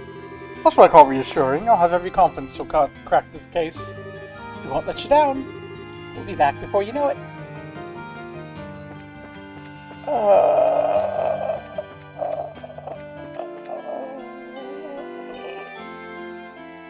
Kind of don't want to. But also, it's a that's in progress. So we should be fine to do this after we do the embassies. Yeah, let's look for the liberal news. Check in on Tina. Oh, Estelle. Tina, take care of Rennie. Leave it to me. Got lots of places I want to go with Rennie. Just don't get lost. Good luck with your work. Is this where you were? Hey, Estelle. Which stuffed animal do you like? I think that rabbit's pretty cute. Really? What a coincidence. I think the bunny's the cutest too. Look at these stuffed animals, reminds me of Annalise. I wonder what she's doing now. Annalise? Well, she's a bracer like me, but she's a lady who loves stuffed animals. I'm sure you'd get along, Rennie. Will I get to meet this lady? Well, she's out at the capital on work right now, but you might meet her at some point. When is some point? Tomorrow? The day after? I'm not quite sure. Aww. Hello. I'm looking for the liberal news. You don't have the liberal news? Goodbye.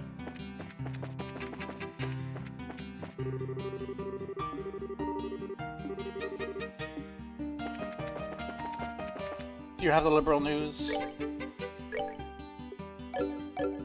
No. How about you? Do you have the liberal news? Yes!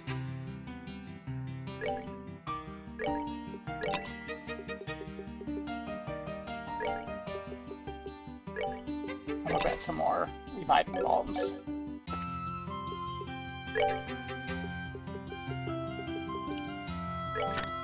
Earthquake's over. Zeiss stopped shaking. The earthquakes plaguing Zeiss have finally ended. The Wolford incident mentioned in our previous edition was only the beginning. The city of Zeiss, Sanctum Gate, and Leaston Fortress were hit by quakes as well. Not long ago, after the earthquake at Leaston, the Declaration of Safety was issued by the Central Factories Chief. Some expressed concern with the statement. As a practical matter, there have been no earthquakes since. How a declaration of safety is possible was explained. We determined the earthquakes were being caused by special circumstances. They clarified they were being caused by underground septiveins, and after analysis it was possible to state accurately when they had ended. The declaration also emphasized disaster preparedness for future incidents. New model engine! The new model engine from the Central Factory is complete and has been revealed to the press. This engine was designed for the cruiser Arcel and has higher output, streamlined maintenance for field repairs. The engine will increase the Arcel's cruising speed to 3,200 Selg an hour, over 4 times the speed of an airliner, making it the fastest ship in the world. Samples of the new model engines referred to in our previous article are to be presented to both the Empire and Republic as tokens of peace. These engines are said to be the key to the next generation flight, and such technological exchange is the promise made to those who uphold the harmony between nations. In the earthquake-struck Zeiss region, even Elmo Village felt the wrath of nature. Following a quake, their hot springs began boiling. The phenomenon ceased after a few hours, but is thought to be related to underground abnormalities.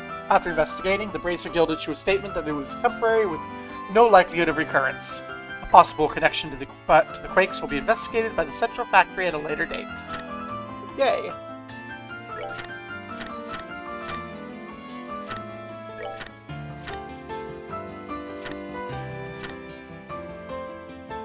There's the earthquakes in Zeiss. Okay. I forgot that I had mentioned that in the liberal news. Okay. I've gotten my fix of the liberal news. Now it's time to go to the embassies. A black-haired soldier came out of the embassy a bit ago. His expression was impassive, but he was so cool. See, if you ever have trouble understanding straight women, take the man and replace with a woman, and then you can go, okay, I understand. Oh, Olivier. You continue to play your role well, Bergen. I'd like to enter, may we pass? I can't say no to you, but, who's with you? Oh, we're from the Bracer Guild. We'd like to ask the Ambassador a few things, if it's okay. We thought we'd try having Olivier introduce us. Oh, okay. I can certainly let you in, but Lord Ambassador Krana and Major Vander are out at the moment, you see. Oh, a pity. Well, what shall we do, Estelle? We can wait inside. We could, but we're kind of burning daylight here, so I'd like to visit other places while we wait. We can visit the Calverdian embassy first, then. It's just across the plaza from here. Just getting back won't take long after meeting with Elsa. That's decided, then. We'll be back later, sir. I'll let the Major know you were here. See you later. They recommended us going to the castle first. I love that it's like, you can go in any order you want to, and then we're just like, oh, they're not here. Come back later. So we're getting, like, an order of operations. Liberal news is going to be last. And then, assuming we can come to Calvard, it'll be then second, probably. I don't know. I'm imagining they're going to be out here too, and it's going to be Castle, Calvard, Erebonia news. Hey, how goes? Huh? Zin? Holy crap! Wasting time in Liberalville again. I love that. Wasting time in Liberalville. Something like that. Thought I'd say hello to Elsa. Something I need to talk to her about. She in? I haven't seen her leave, so I guess she's around. Oh, who's with you? Gotta ask, policy. Oh, they're helping with some guild work. Gonna introduce him to Elsa. Oh, well, okay. If they're with you, I guess I can let them in. Welcome to the Calvardian Embassy. Keep in mind the embassy hall is Calvert soil. Calvert and Liberal are friends, but still keep your nose clean, eh? You hear that, Olivier? And again, my heart is assaulted with arrows. How little trust you have in me.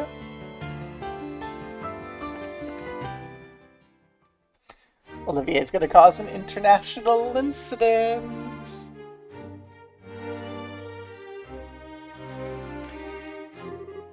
Oh, magnificent. This is the Calverdian Embassy? Didn't expect it to be quite so fancy.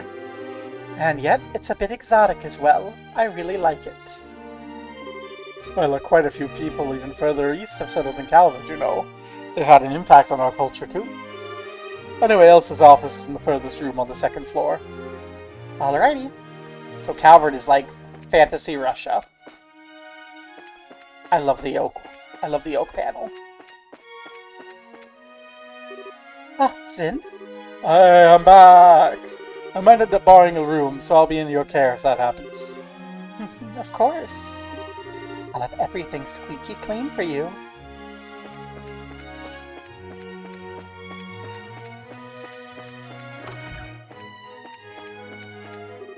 Oh my, is that hulk of a man over there Zin? I don't even need to see your face to know. Hey, are you seriously gonna judge based on body size?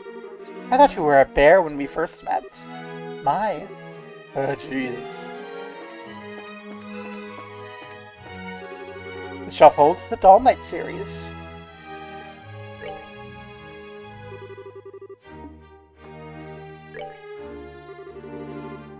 Wow! Let's make a separate save here in case I am ever inclined to just read the Doll Knight, I guess. Because it seems they have the entire thing there. Well, that's a lovely little table. Another ottoman rug. Oh, you all are? Why, if it isn't Zin. Counselor, a pleasure. All together here, are they your guests? Yeah, they're co-workers with the guild. I hear about the threat letter. If it's as you guess, it's a request from the Royal Army. Do you have any ideas? Oh, the threat letters like that aren't exactly rare in the Republic. To be honest, I barely paid it any heed at all. True, there are a lot of radical groups in the country. They always cause trouble when the issue of immigration comes up. Well, this time at least I can't say anything. Why don't you see the ambassador, what Ambassador Cochrane thinks first? We'll do that right now, if you'll pardon us. Oh my gosh, no, is this Fantasy USA? The radicals get mad when we try to deport people. Oh no. Zin, have you taken jobs for ICE? Have you taken jobs for Fantasy ICE? Oh no. Oh, there's a lot of rooms. Cute little bedroom. Cute little wine glass, water pitcher.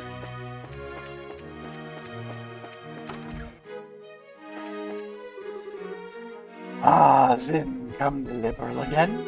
Aye, Akumo, it seems like I'll be here for a while. You've been pretty busy yourself. Of course we are. After all, we've got a pact signing approaching. Sorry, but I won't have time to bother with you for a while. I don't know why I gave him that voice, but it hurt. That was a painful voice. I recommend against doing that. Oh! I'm not allowed to go that way. This should be the ambassador's office. Shall we say hello to Elsa? Yeah. Right, let me introduce you.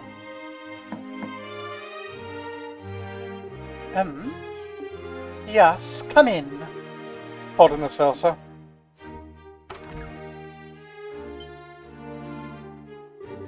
Ah, Zin.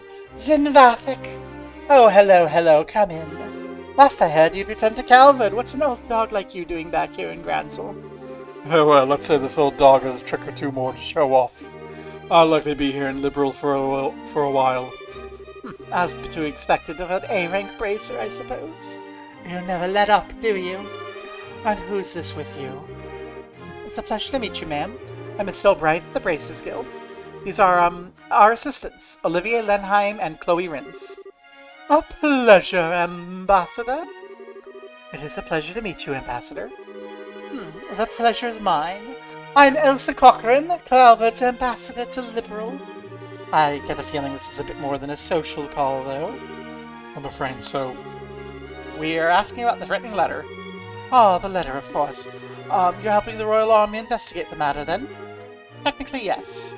Threats of terrorism aren't exactly something the Guild can ignore either, though. Would you mind helping us out?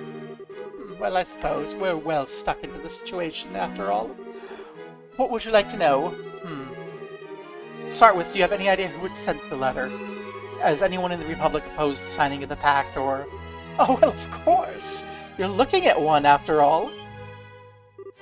Huh? Elsa, please. Try not to tease the kids too much, yeah? Well, the truth's the truth, Zin. I'm pretty sure I've chewed your ear off about Ereboni enough for you to know what I think, Well, yes. So, still, Miss Bright, don't misunderstand me. President Rocksmith and Parliament have already approved the pact. my personal feelings won't get in the way of my job. Alright. Is there anyone else from the Calvard who might oppose the pact? Oh, certainly. They're all tiny groups, though. And to be honest, there's no real reason to oppose it anyway. No reason? I don't quite follow.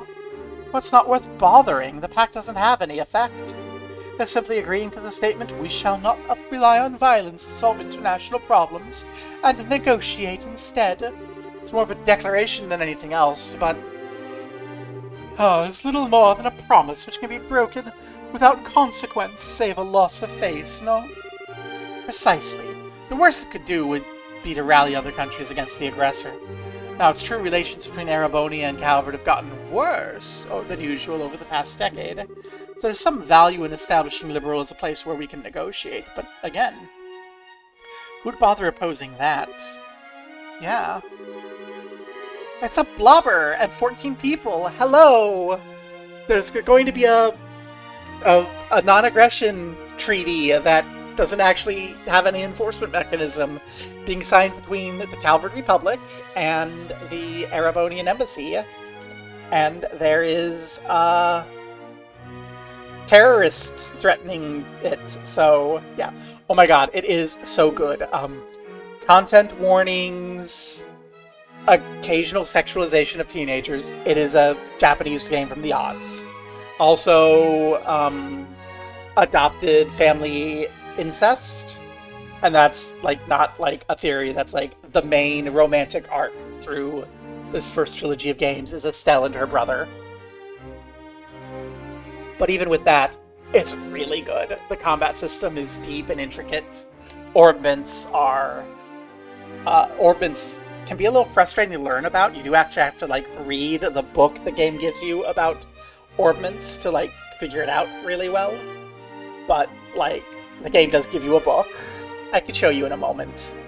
And then the story it's really a slow burn story, but it is just like this episodic series of like almost fantasy soap opera bits that build into this big international conspiracy. Oh, you were playing Inuyasha.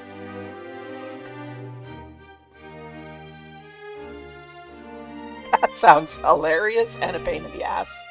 Yeah, no, this game has a very good combat system. Probably the most troublesome bit is you have to walk back and forth a lot. And this is the second game in the series, and they take place in the same part of the world. So the maps are almost entirely identical. They don't rebuild the maps of the areas. They just make minor tweaks to represent evolution of the story. And you do kind of want to talk to everyone every time you run past them, because everyone's got their own little story in the background. Like in this game and the last game, there's this guy, Jimmy, who's doing treasure hunting. And in this game, he found a treasure, and now he's working with the museum to see if it's worth anything, and if the museum can take it and put it in their collection. And so just like, every time we go back around, we see him, he has a little update. And there's, like, everyone's got that, but like, it's really good. And as you can see, the art style's cute. I'm told the remake is even better from a combat perspective, and it has voice acting, which this doesn't. There is a Japanese voice acting, but you have to, like, patch it in. So, like, remake is great for that. Oh yeah, you want to talk to all the NPCs. Occasionally it's a little chore-like, but also, when it's a chore, it feels like it should be a chore. Like, right now we're going around talking to all these people that have been threatened by terrorists. And I have this kind of nagging concern that we're going to end up having to go, like, door to door, knocking and talking to people in a really annoying way. But also, we're kind of a mercenary police officer. That's kind of what your job is in this game. And door to door, knocking on the door, talking to everyone is, like, classic, irritating police officer work. So, like, I don't know. It's a good game. I've really enjoyed it. And was Inuyasha a good game? Like, I know this sounds like the powerful attack was horrible, but it wasn't actually a good game. Like, is it something fun? No. Love that. No. Enjoyed parts of it, but good, no. Yeah, I will say this game is good. I'm told the remake is better from a gameplay perspective, but this version, the translation is by the people who translated Reciteer, and they translated a unique message for every single empty chest in the game, and those are property of that company, so if you get the remake, they don't have the custom, unique empty chest messages, and they're really good. So, when you go to play it, you know, you get to make that trade-off. You want the mid-aughts game with occasionally clunky spells. Some of the spells are a little clunky. Or the more updated, streamlined, modern game with voice acting, but no chest messages. I haven't played the remake, so I don't know if it's better. But yeah. Back to finding out about this. You feel free to rest if you want to. Stay if you want to. I don't imagine we're going to get spoilers soon, and I'm probably going to raid out before too much longer to someone else. Because hernia, etc. But yeah. Doesn't seem like the sort of thing you send threatening letters about. Well, Ambassador Cochrane, if you don't believe someone from Calvert is the perpetrator, whom do you suspect? Well, my gut, of course, tells me to blame it all on the Erebonians, their militaristic hawk faction specifically. But frankly, even they have that new engine on the line. They aren't so stupid as to cut off their noses to spite their faces. The new engine? Oh, you mean the one from the Arcel? Yes, an engineering sample will be provided to both Calvert and Erebonia. It'll happen right after the signing, in fact. Whoa. As to be expected of Queen Alicia. She holds both the Empire and Republic in the palm of her hand. Yes, I have to admit she's handled this masterfully. That cutting-edge engine is going to bring a whole new generation of airship designs. And Alicia is practically handing it out so long as you sign the agreement and play nice with it and each other, at least for a while. Even the most testosterone-poisoned ninnies among the Erebonian Hawks wouldn't want to miss this chance. Yeah, I guess so. Which means, of course, the possibility that either the Republic or the Empire interfere directly is pretty low. Indeed. I'm sorry I can't be of more help. Oh no, you were a big help. Just being able to cross suspects off the list helps a lot. Speaking of which, though, we'd like to ask you about something else. That's right, Rennie's parents. We have a little girl who got abandoned by her parents. That's the B-plot. Harold Hayworth, a merchant from Crossbell. Can't say it rings any bells, I'm sorry. He's never visited the embassy, at least. Darn. Well, thanks. Do remember, Crossbell sits directly between Erebonia and Calvert, however. You may want to inquire at the Erebonian embassy as well. Okay, we will. Thanks, Ambassador. And thank you for being so open with us. Oh, you're quite welcome. I'm glad I could help. By the way, you said your name was Estelle Bright? You wouldn't happen to be Brigadier General Bright's daughter? Oh, you know Dad? Of course. The heroic vanquisher of the Imperial Army, and now the head of Liberal's Royal Army. I've heard he had a daughter, but I didn't expect to meet you like this. Well, I'm just kind of an inexperienced newbie myself, still. Well, you're off to a good start then, I think. We at the Embassy have relied on the Guild a number of times in the past. Should the time come again, I hope you'll aid us, Miss Bright. Well, if the chance comes up, sure. We'll see you around. Yay, we have information. We now know that it's not Calvert, which it isn't. It's Ouroboros. Let's be real. The secret society that is at the heart of this game is doing all the bad stuff, so it's gonna be them. But we have to pretend it isn't. Or it might not be. If it's actually not, I'll be very happy. So let's see. The ambassador is not going to be back. We're going to have to go talk to the queen first. Hello again. Lord Ambassador Crana and Major Vander just returned. Oh, I wasn't expecting it. Ah, perfect timing. Can we go in then? Sure. Yay. Welcome to the Erebonian Embassy. Remember, the embassy is Erebonian soil, so be careful, yeah? We will be. We're traveling into these embassies with friends from those countries. Oh, this is how Erebonia's style is. Much more ornate. Unostentatious. A little gaudy. This is quite the building. Whoa. This place definitely matches the Calvardian embassy in terms of fanciness. Grandiose yet powerful at the same time. It's very imperial, if nothing else. Oh, and Chloe is like the Princess of Liberal, so we have people from all 3 of the countries that are involved in this in our party. But all of them are friends from the last game. It's so good that way. You get to know these people, and then it just keeps coming up again, and it doesn't feel forced at all. And then you stop and you go, hey, if they hadn't spent 40 hours prepping our relationships, this would feel forced as hell. It's a stage upon which the Empire can parade its influence and power. Alas, the actors are unequal to the set dressing. You realize Lord Crano would hit the roof if he heard you say that. Hey, it's the guy who keeps getting mad at Olivier for running away and partying with us. Oh, my most bosom companion. It's been an age. Are you well, my dear Mueller? I'd be better if I could cut you in half and be done with it.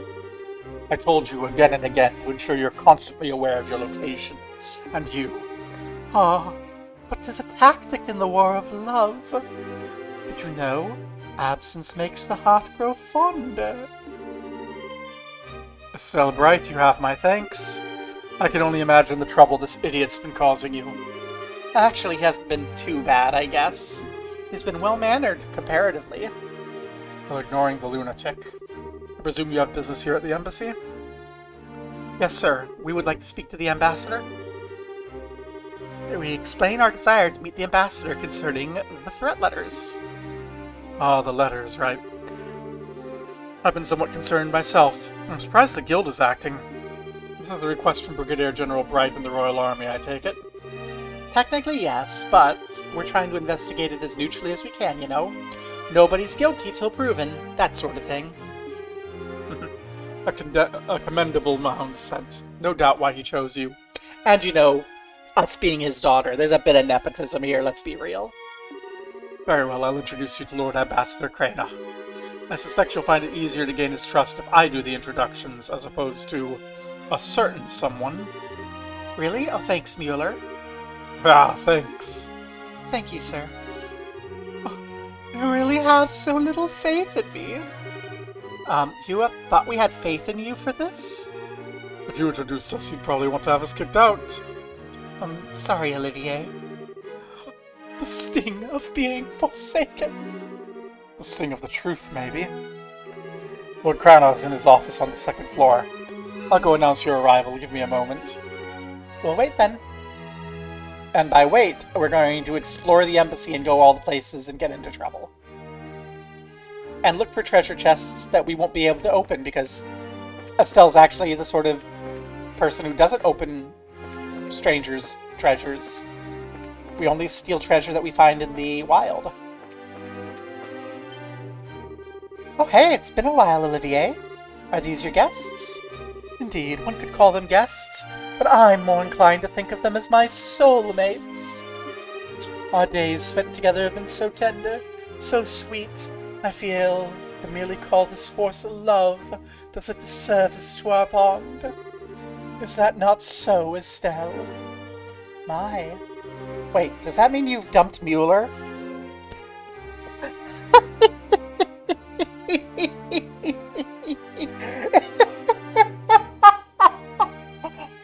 Oh, I was about to say it, and then the game said it. My head hurts. I think I'm starting to understand Mueller's suffering. This game is so good. Also, I love this.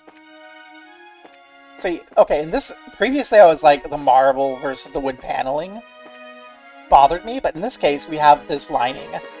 So, it almost feels like this is like linoleum.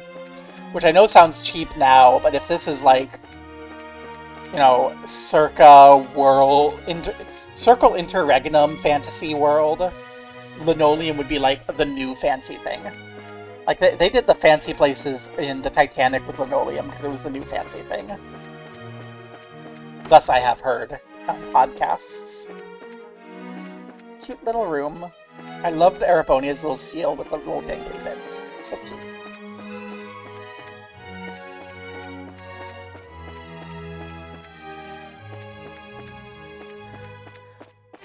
Okay, that's where the ambassador would be. Well, they have a cute little library. Do you have a book series for me to make a save to read later, too? The Calvert Embassy had, like, 30 chapters of The Doll Knight that I can read later. Carnelia! That's the book I didn't even try to gather in the last game that has an achievement for it. So yes, let me make another save here in case I ever want to read Carnelia. All the books in this room were published in Liberal. To learn about someone's nature, start with their start with their culture. You're free to read them, but please put them back where you found them when you're done. Aw, the Erebonian Empire has a whole liberal library.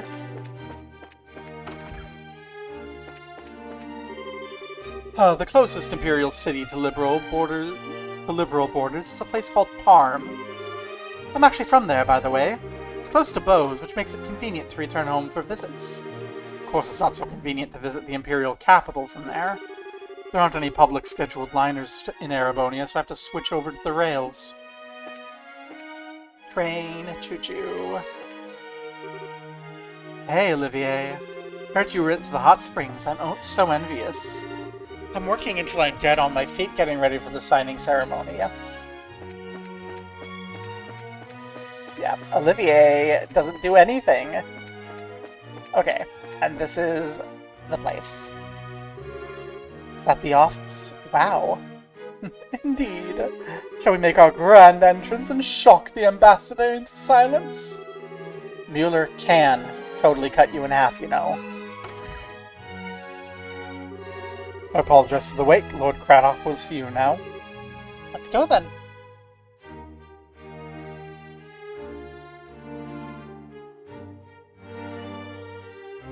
It's nice to meet you, Lord Craddock. Welcome to the Erebonian Embassy, guests.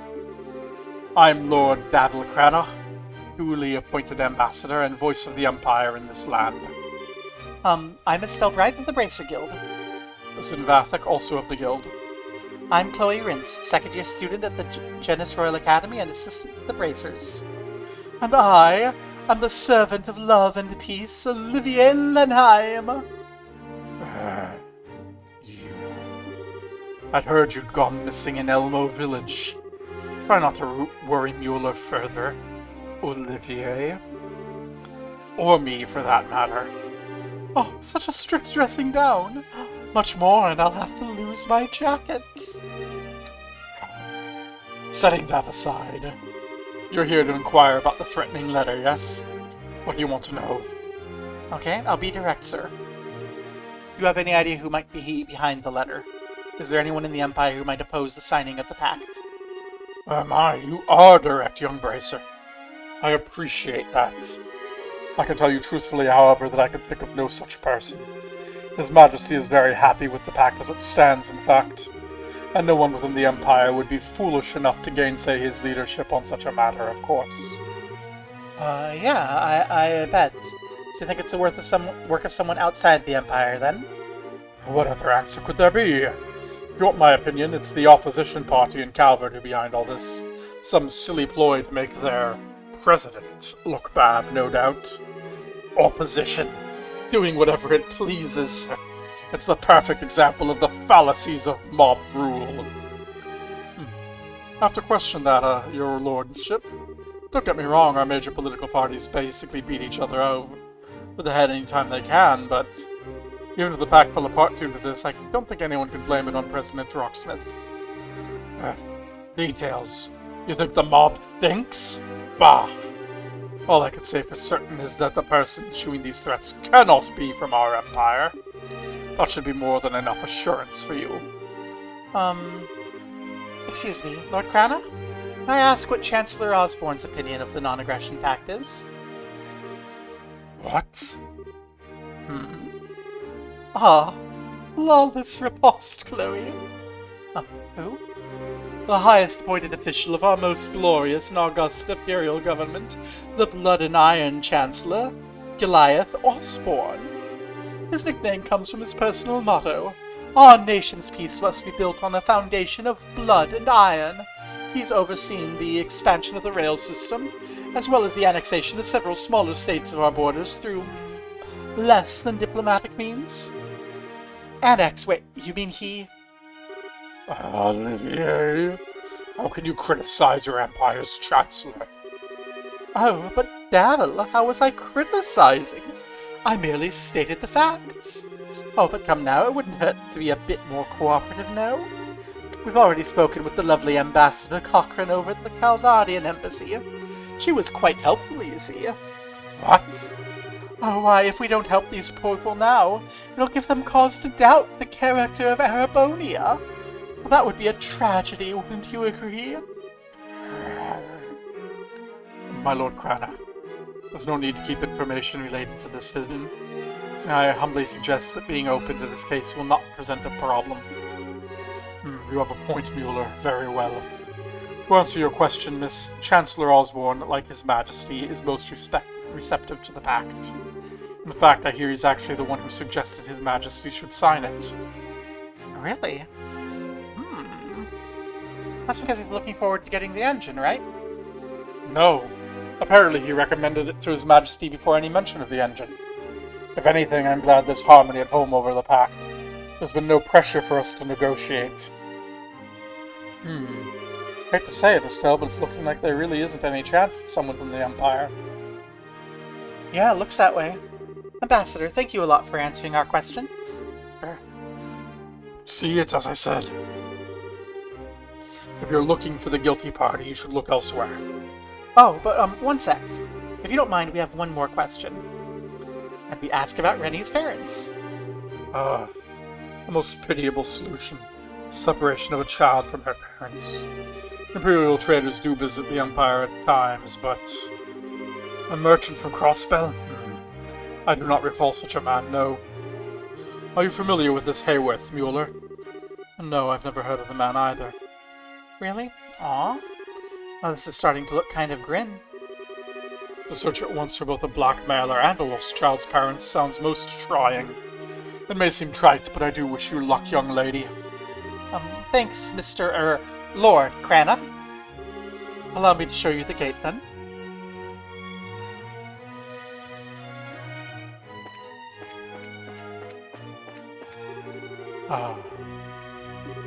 Several months ago I'd received reports concerning the Bracer Guild. Various branches have been attacked in my country, one after the other. Given your bracers yourselves, I fear you may be an easy target for whoever's responsible. I wish you and your fellow bracers well. Do not lose hope. That seems important. Is that Ouroboros? Probably.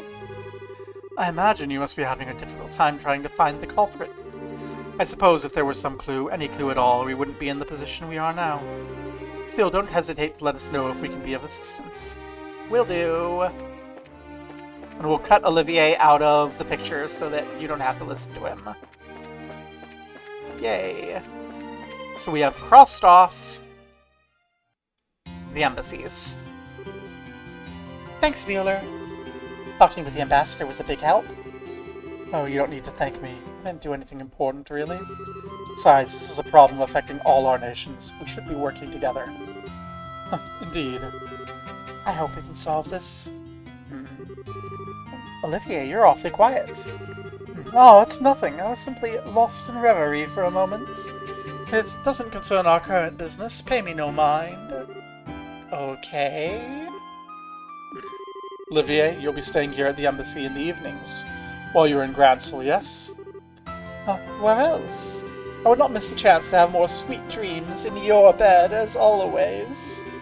What? Oh my. Stop with the jokes before you give the ladies too many ideas and images. push those jokes too far and I may have to spear you upon the embassy flagpole. Oh, so that's the direction I should approach from. Oh, you teach me more every day.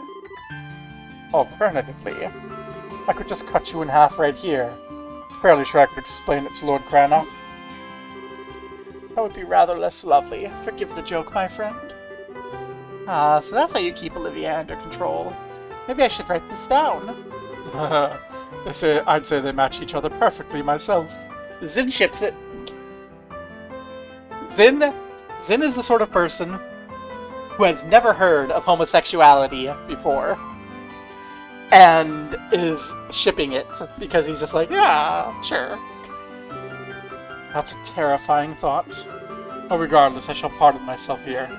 Good luck with the rest of your investigation. Thanks again, Mueller. Olivier is literally a disaster bisexual, and it's great. Okay, looks like we got daylight to burn still. How about we put the liberal news aside and go to Gransel Castle? After you.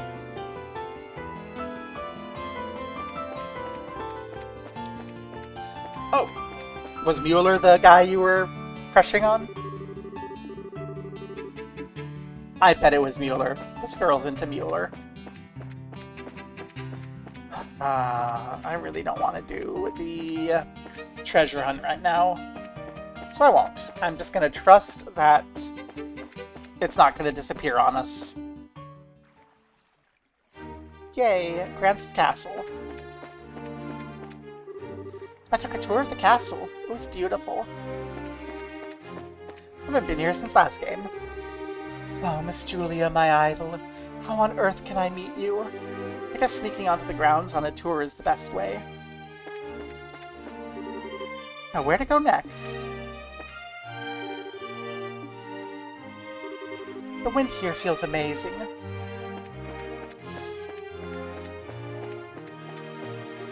Oh, the fish seem to be swimming along cheerfully. If only I brought my fishing rod. Oh no, a fishing spot. Estelle, we don't have time. That's these two. It's Dan and the other guy who we, like, led along and tricked last time. Hmm? Say, you're the winners of the martial arts competition, right? Yeah, that's us. Thanks for your help back then. Hey, no worries. What brings you here today? If you're here to see someone, that can be arranged. Or do you just want to have a walk around the palace? That's okay, too. Actually, I'm here on Bracer business today. Which is to say, hello, Dan, Alex. It's been a while. Your Highness! Princess Claudia, we weren't aware you returned. I'm sorry to startle you two. I'm afraid I'm here on business, though. Estelle and I have some things in the castle to attend to. Could you let us pass, please? Of course, Your Highness. By your command, milady. Wow. Only slightly popular, isn't she? I think I'm starting to get why that Duke guy is so jealous. Now entering Ladies Chloe and Estelle and their entourage. Open the gates. Because Princess Claudia is undercover when she's Chloe. Because she doesn't want to get harassed as the crown princess. And she wears a nice flowing long wig when she's doing princess duties. So people don't think that the short hair schoolgirl is the princess. Thank you, you two. Well, Estelle, welcome back to my house, as it were. Come on in. Thanks.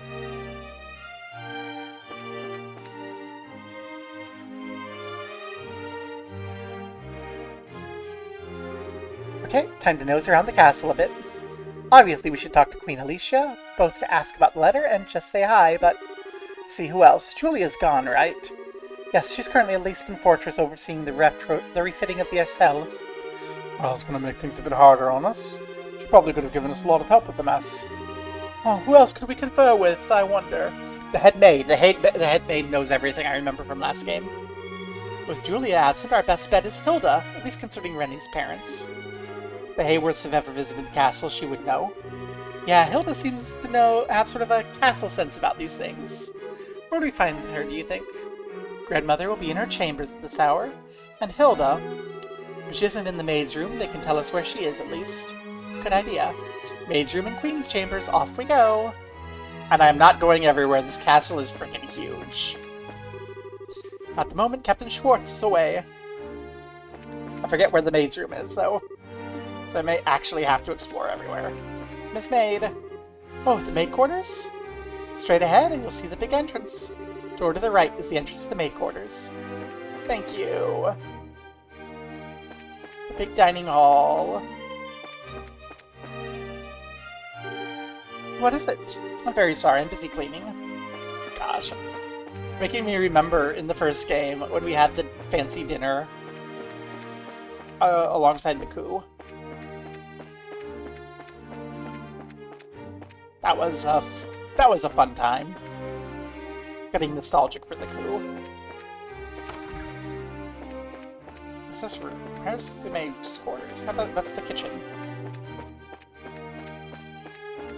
I guess we need to go through the kitchen. Ah, Your Highness Claudia, I see you're well today. May I ask what brings you to my kitchen? I'm lost. The player's lost. We closed that door leading to the sewers. We finally stopped getting so many rats. Really, the nerve they had to chew on the food people put so much effort to bring in. Nasty little creatures. Hey.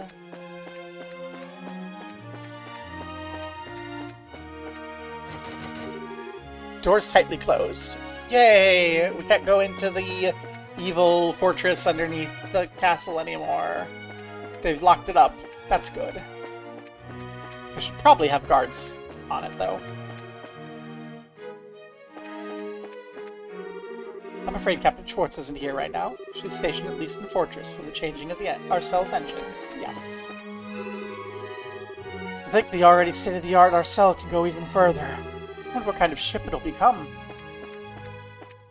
I hope we get to, like, ride it in some dramatic scene where we're chasing down something.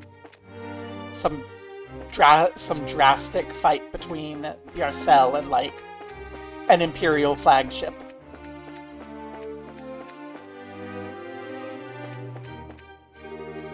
My duties are normalizing, but I'm still quite busy. As ever, there are many inquiries from the citizenry about the coup. I'm in charge of various reparations, but there's a mountain of problems to go through. Well, good luck. Good luck with all of your clerical work. The bureaucracy is never done. We're still cleaning up after that coup d'etat. Right now I'm investigating the Intelligence Division's budgets and their real expenses. From the looks of it, there's signs the budget was manipulated. Where could that money have gone to? Ugh, that sounds like hell. Auditing a military budget is bad enough when it's not being purposefully, like, tweaked to steal money for an attempted coup. I imagine my wife's enjoying non-stop fishing by now. At this rate, not only am I going to be worthless as a man, my position as her husband will be in danger. Right, if I just train in secret, I'm sure I can catch up to my wife. Or just let her fish. You're a bureaucrat, it's fine.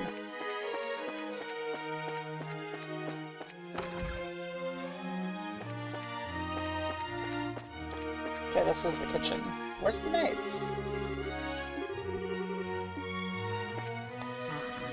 I guess the maids are upstairs.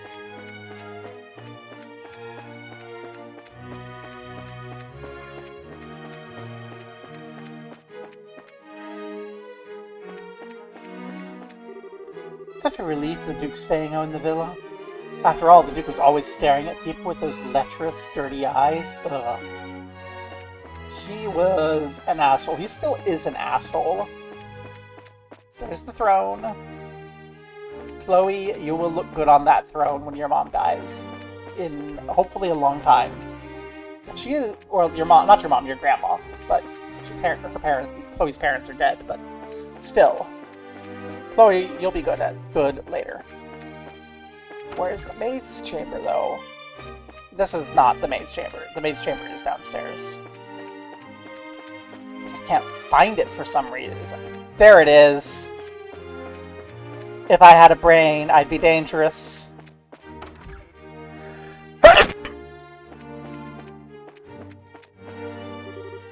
Oh, Miss Estelle. And Miss Claudia, Master Zin too. Oh, pardon me, it's been some time. It sure has. Reminds me when you lent me your maid uniform, Shea. Oh, Estelle is a maid? Yeah, it was to meet with the Queen. We also put Josh in one. And Josh had to wear one too. Shea did her magic on his face with her makeup. She was all pumped up. Oh my. Oh, thank you very much. Joshua, who once played the role of Princess Cecilia so perfectly, also portrayed a maidservant. Oh, noble endeavors both. I'm sure it must have been quite beauteous to behold. I regret all the more I could not attend the Duke's banquet. Right, Shea, do you know where Hilda is? I believe Mistress Hilda's in the library. As I recall, she said she had something to look up. Library. Got it.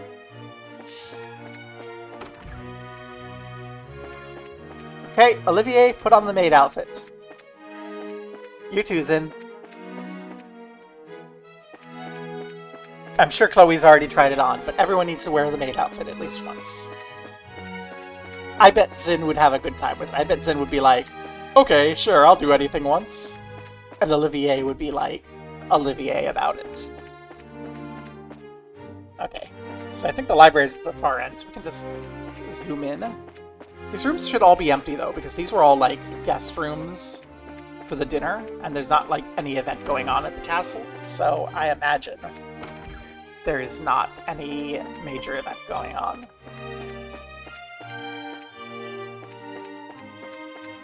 This is what I mean. I said that this map hasn't changed from the last game, only all the various NPCs that were coming to visit the castle from all over the country aren't here anymore because the Duke's dinner is done. So there's no reason for them to be here, and they've all gone home. So the beds are made, and there's not people sitting in the chairs. That's the way up to the Queen's house place. Oh, this isn't the library. The library must be on the other side. Why, your Royal Highness Claudia, welcome home. Would you like something? I'd be happy to prepare some tea. And yet, we don't get tea.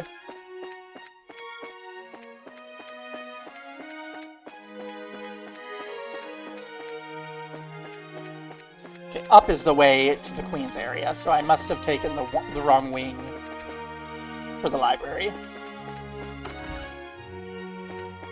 And I'm expecting none of these rooms to actually have anything in them. That's what I'm kind of assuming. Suppose I should check, but I'm not really doing collectibles. Hi! Well, time to start cleaning the guest rooms. When I'm done with the guest rooms, I'm off to help tidy the library. Well, we'll dirty up the guest rooms for you so you have something to do. You can see the dust we're leaving on the trails. We're leaving a trail of dust in the sky! Hey, it's the name of the game! Yeah, these rooms are gonna be empty. I don't wanna miss anyone.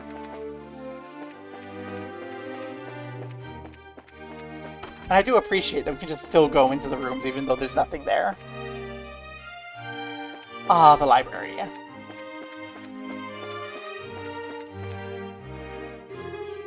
Oh, Princess Claudia! And Mrs. Stell, too. Hello, Hilda. I'm sorry if I startled you. I just got back. Hi, Hilda. Sorry I've been out of touch.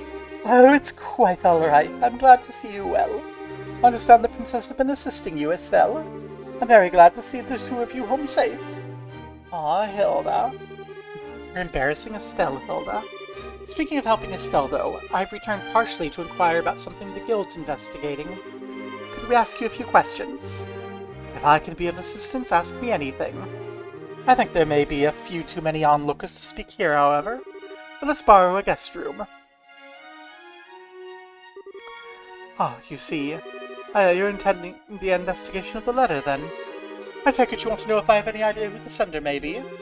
That's it, exactly. We're investigating all locations that received letters to see if we can ferret out clues.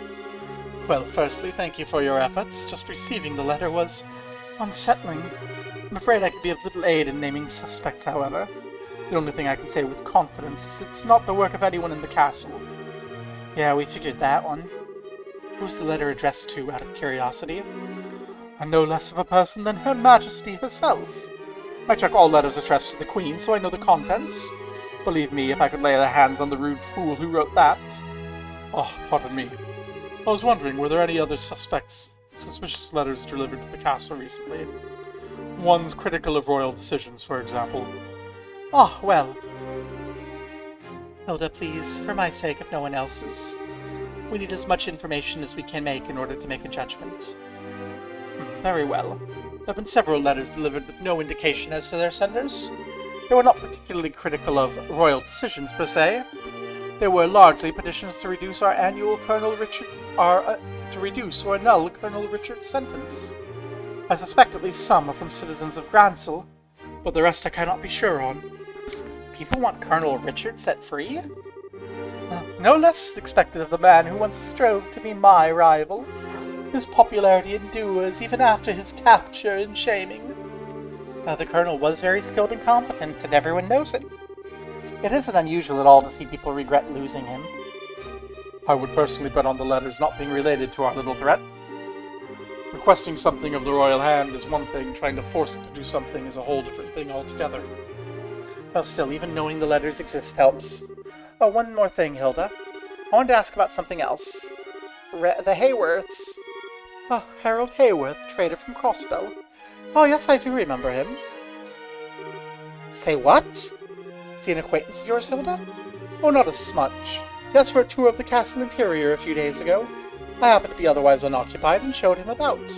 His wife and daughter were with him as well. Really? Hey. Ah, this provides us with a little clue as to where the Hayworths may have gone. Yes, my apologies. There was something that bothered me, however. What would that be? Their child greatly enjoyed the tour, however.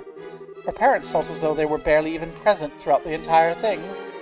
They seemed even-tempered and normal enough when they spoke to me. When combined with your story, I wonder if they were under strain. Not able to pay attention after coming to see a place as a tourist. Sounds like something was on their minds, all right. Yes, it seems likely they were in some kind of trouble, even then. This may give us a clue as to where they went. Thank you very much, Hilda. I think this gave us some good leads. I'm glad I could be of help. Oh, Princess, you'll be staying in the castle tonight, I trust, and if your friends lack accommodations. But I had intended to stay here while in Gransel, yes, but you know. Well, how about it, everyone? Oh, you forget. They're expecting me to be a pest at the embassy tonight, and I can hardly disappoint.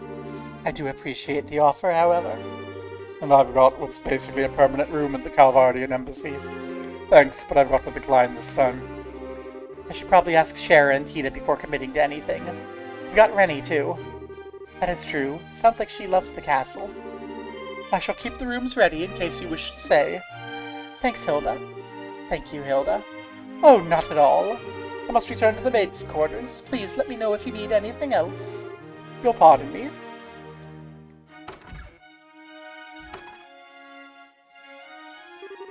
Okay, we need to meet with the Queen. She'll be in her chambers.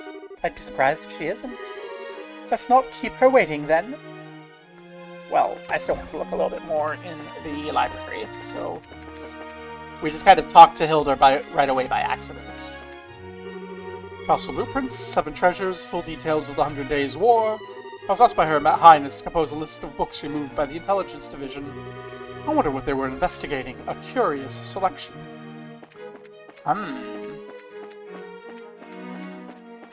That is suspicious. That all has... So the castle blueprints and everything, that's related to the basement, which we saw at the end of last game. I wonder if they were planning to attack Erebonio when everything was done. Zoom, zoom, zoom, zoom. The castle garden, where we last saw our boyfriend/brother. No.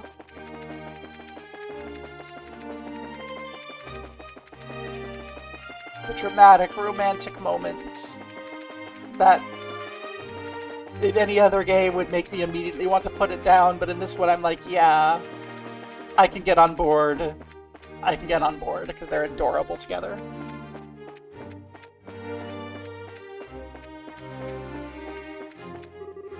Please, pass through. Why, Lady Claudia. You're looking for Her Majesty. She's currently resting in her room. It's the central keep where the royal family lives. I think this is Claudia's room. If I remember correctly.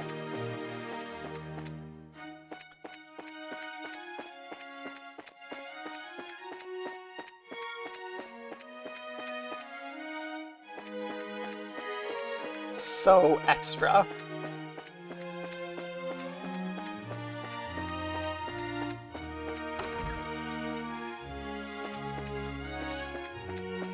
And Her Majesty's room? Ah, you finally arrived. Huh? Grandmother? On the balcony as usual. Scurry! Sig, you traitor! You spy! Sig, how could you?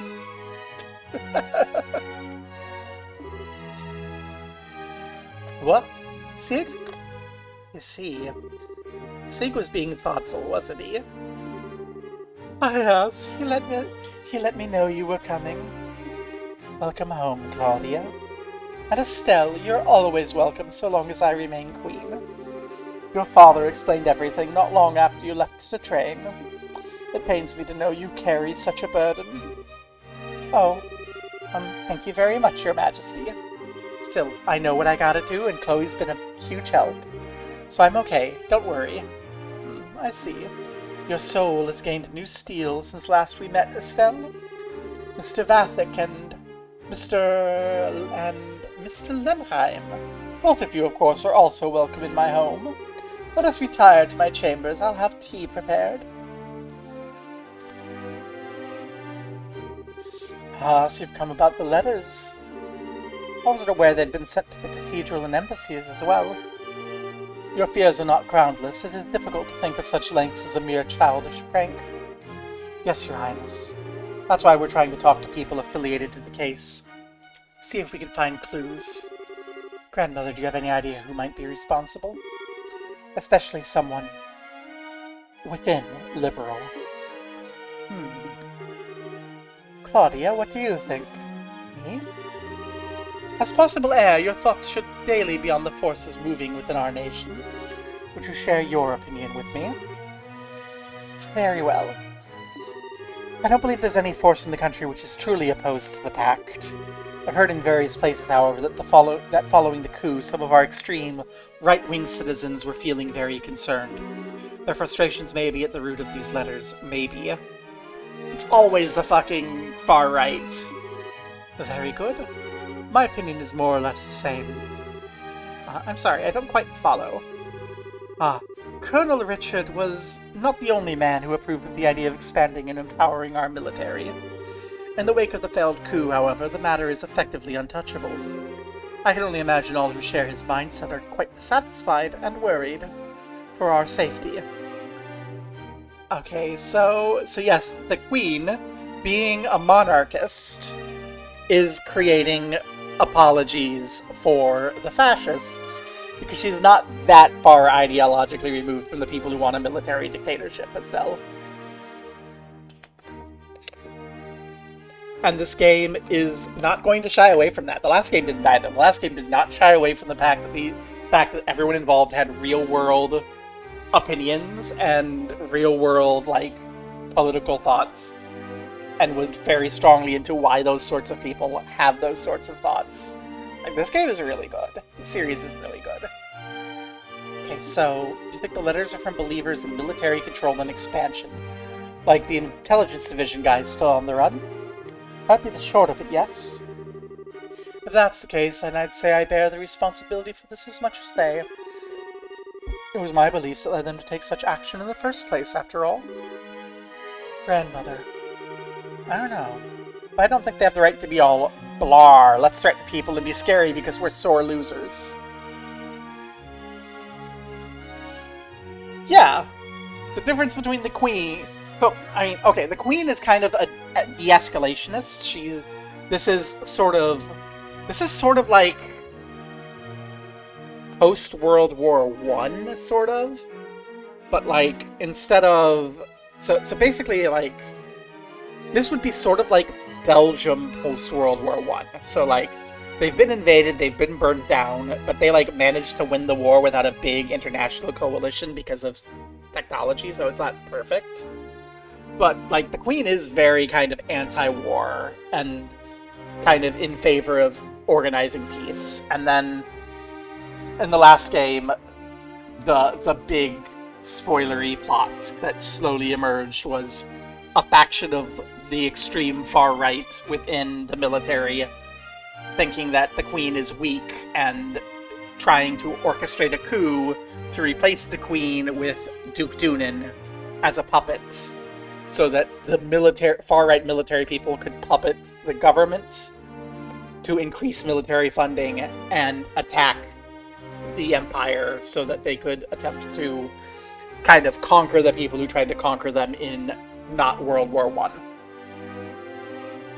And that's the reference here. And we stopped them.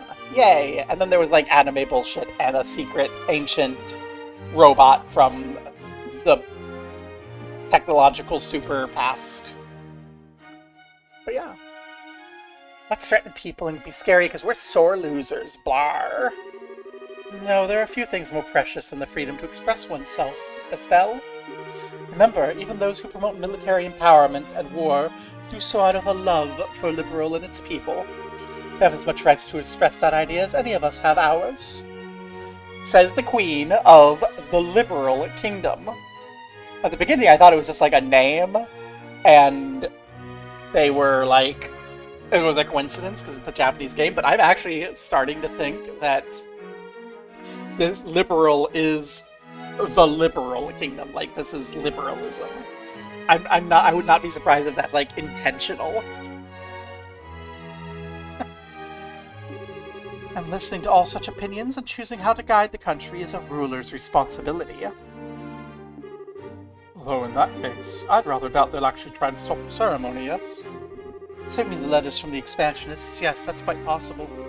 With Colonel Richard under arrest, they have little power with which to act. The problem lies with the idea that someone else may be responsible. If that's the case, I fear I can offer you little advice or knowledge. Oh, rats. Oh, Queen Alicia, if I may broach the question. Of course. Olivier. I've had this theory that Olivier's not really his name, and I think that the Queen knows who Olivier really is, but is playing along because that's the sort of girl she is. Whatever you wish. Why are you so determined to act upon the non-aggression pact now? Your own country is still deeply confused and unsettled from the coup attempt. Most rulers would think this is a time to focus solely on one's own country, not the affairs of others. Olivier, you are talking to a queen, you know. Oh, it's all right, Estelle. Olivier has a point. The plans and proposals for the pact, however, far predate the coup. Further delays would only harm the dignity of the nation. The crossbell issue is causing a great deal of friction again as well, and I hope this can help. They keep mentioning Crossbell. Crossbell is this little country in between Erebonia and Calvard. And they keep mentioning it. And I know that one of the upcoming story arcs, not in this game, but like, so this first arc in the game, there's this first arc in the game, which is like the Liberal arc, and then one of the later arcs in the whole Trails of series is called the Crossbell arc. And I know it's all one big story. So I'm just like, I wonder what role Crossbell plays here, or if it's just like laying groundwork. It's so this series is really good. Crossbell, that's where Rennie's from, isn't it? Yes, it lies due northeast of here, over the Crone Mountains, directly between Erebonia and Calvard. Both the Republic and Empire claim it should be part of their governments, and some Crossbellians want total independence. It's quite a mess. Crossbell is basically a fishbone stuck in two throats at once. All the issues surrounding it just get called the Crossbell problem. See, boy, no wonder people get worked up about it then. Ah, so your aim is to pluck out the bone with the pact then? To continue the analogy, it's not the bone. It's not a bone that can be removed in one gesture, sadly. If I can open a way to resolve the issue, however, yes. Laying the groundwork for resolving that issue will strengthen peace across the entire region, and people will remember Liberal spurred it on. I have underestimated you even more than I previously thought. Our invasion of Liberal was far more of a fool's errand than I'd even imagined. That much at least is painfully obvious to me now. What are you going on about? Wait, Crossbell! Rennie, duh, I'm sorry to change the subject, Your Majesty, but Estelle asks Queen Alicia about Rennie's parents. Oh my goodness, a child abandoned at Royal Villa? I must instruct Raymond to keep me better informed, it seems. I know it's a shot in the dark, but I don't suppose you have any idea where they might be, Your Majesty. Oh no, I'm very sorry, but I do not. However, if I visited the castle, especially recently, Hilda would know of it. Have you spoken with her? Oh yeah, we did. Hilda only said that they were behaving a little strangely. I see. Well, should you wish, I can contact Mayor McDowell in the Crossbell government. If that would help, ask whatever you need. Oh, thanks. Grandmother, thank you for all your help. We need to move on, unfortunately. But, oh, don't be nervous. I know what you wish to say, I think. You'll be staying in the castle tonight, yes? Let us speak then, when you're no longer busy. All right. That's not going to be this time. We're gonna go talk to the Liberal News, and then we'll save and be done for the day. My goodness, such royalty!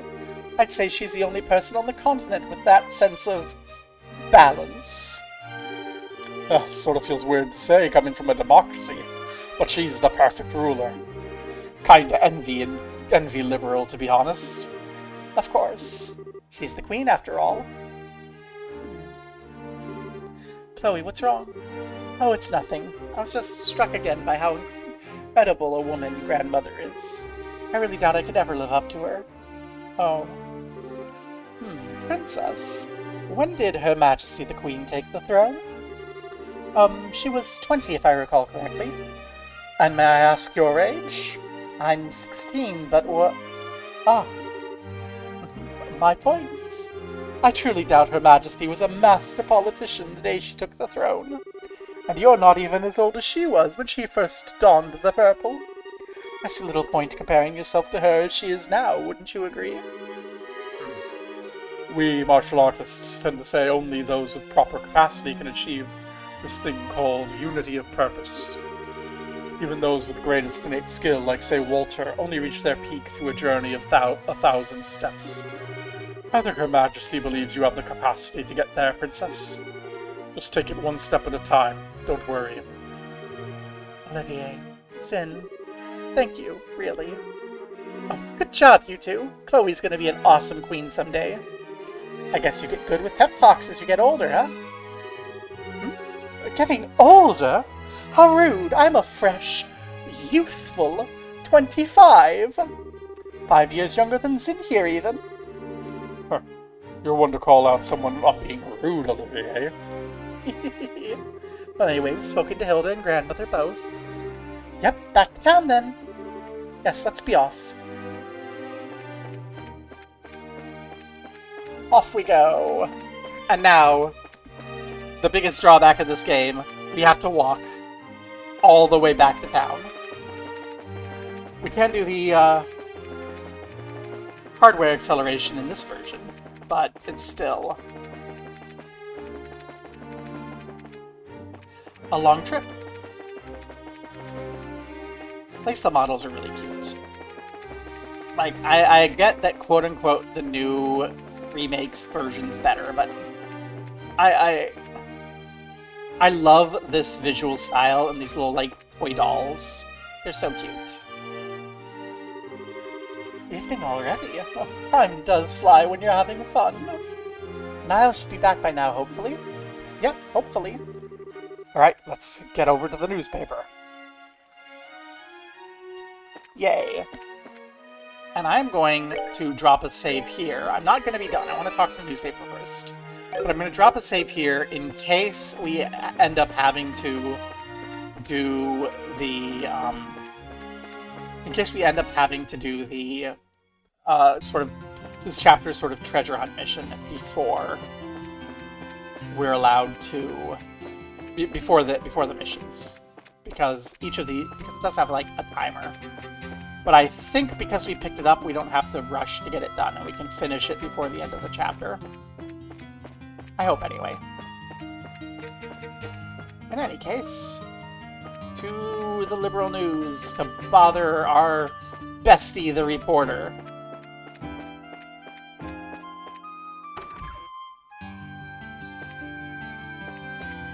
Is Niall in?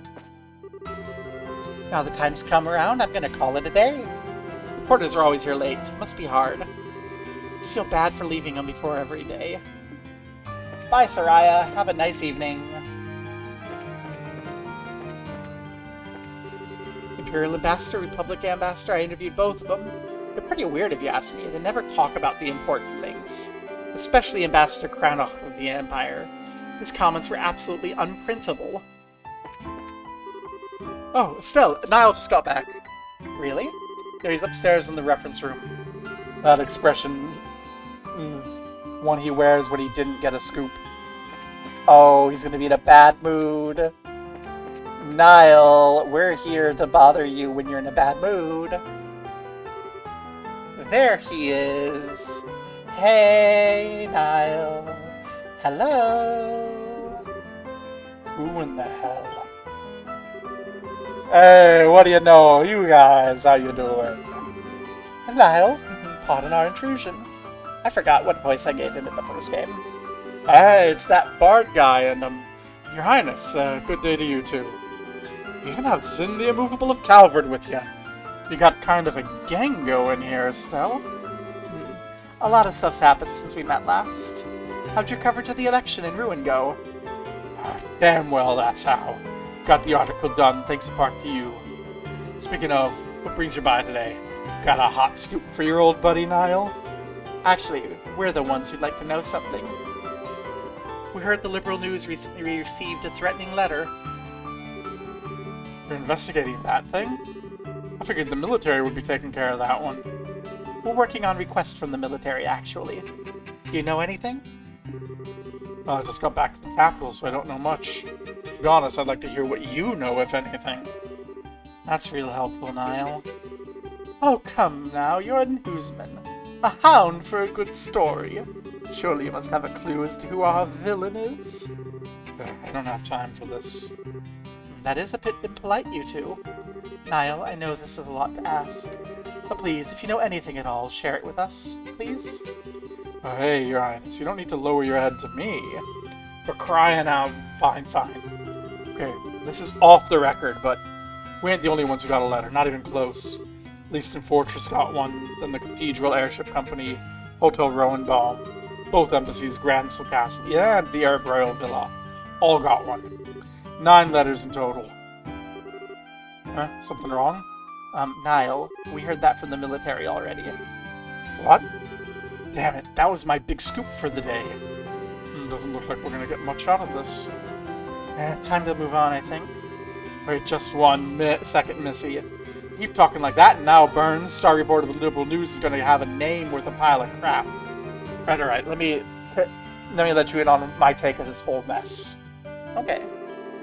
You may want to be brief, Mr. Burns. Fine, listen up. Here's the short of it. My gut tells me this is some kind of huge prank.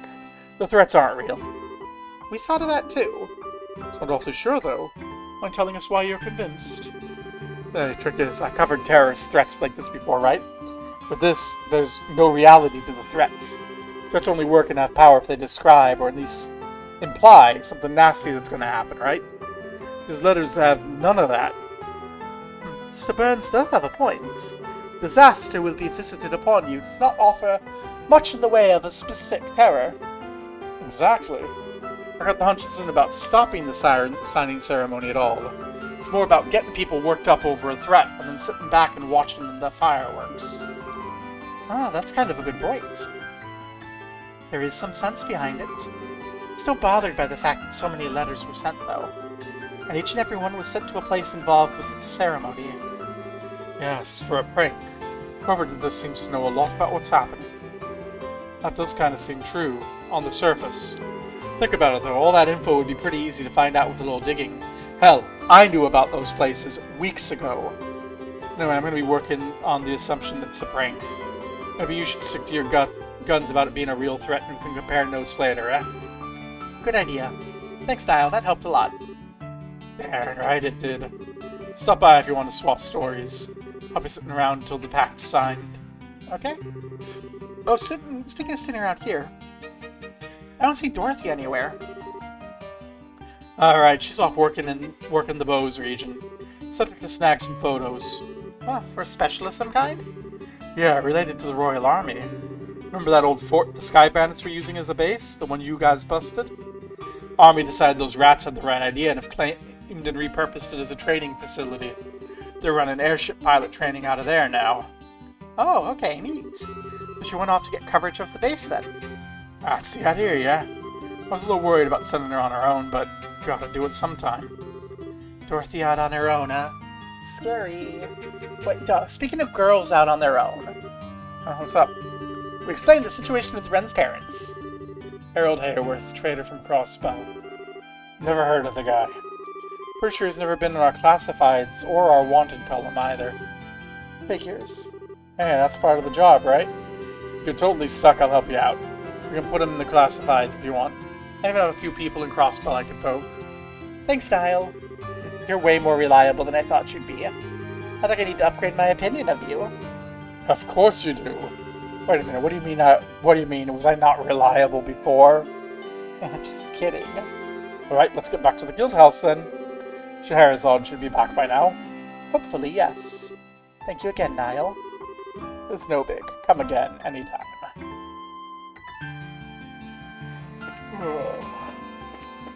I'm starting to get a little bit worn out. But I think we'll go talk to Shara. And if it looks like it's going to be a big thing, then we'll end on a cliffhanger. Otherwise, well, we'll just end. At least we got our copy of the Liberal News.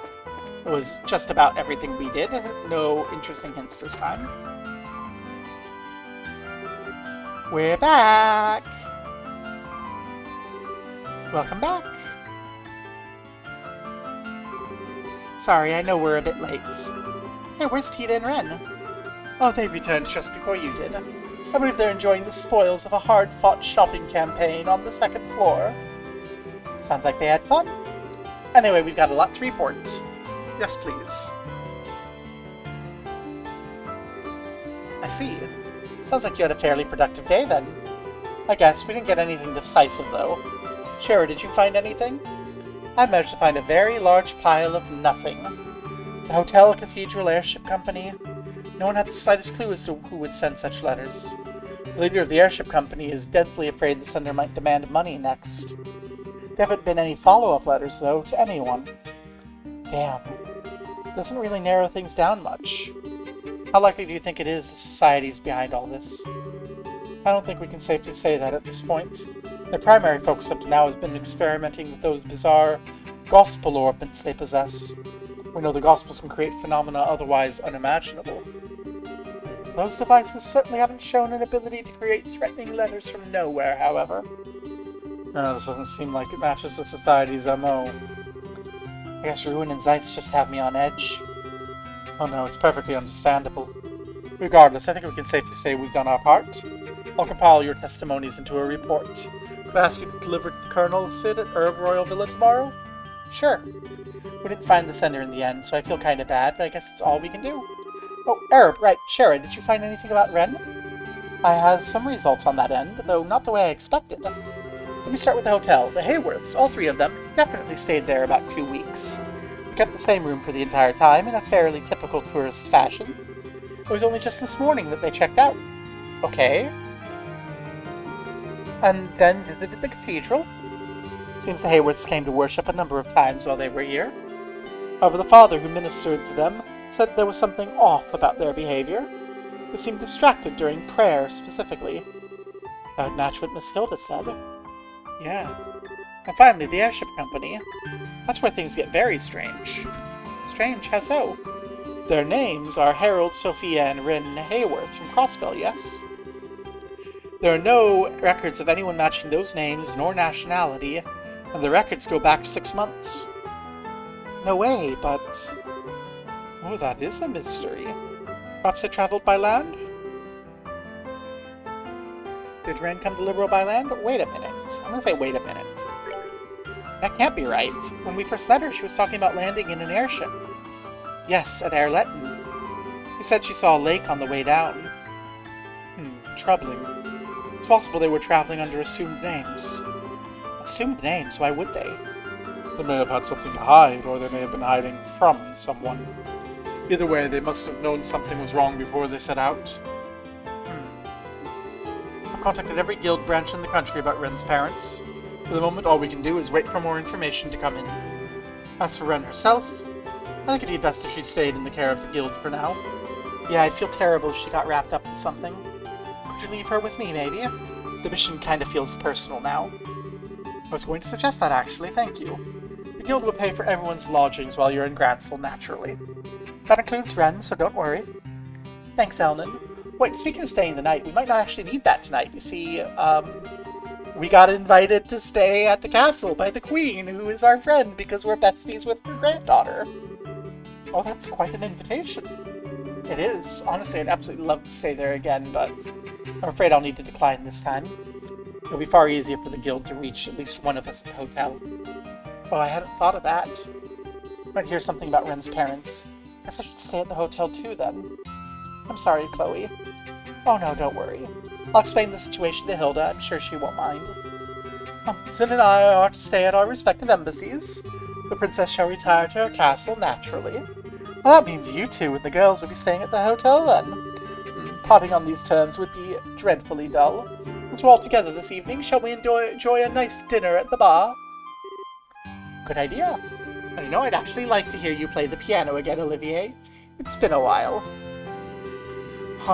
Sweet maiden, you know just how to pluck my heartstrings. Have you come to appreciate a mature flavor at last, I wonder? I'm going to snap those heartstrings if you keep it up. Snapping or no, we should get going. With a group this large, it could be hard to find seating. Right, let's call the girls and be off. That evening, we had dinner at the Sunnybell Inn. Olivier, as if it were second nature, took to the piano after a few drinks. Ultimately, even Mueller and Niall were called to come and join, and so passed a pleasant evening in Gransel.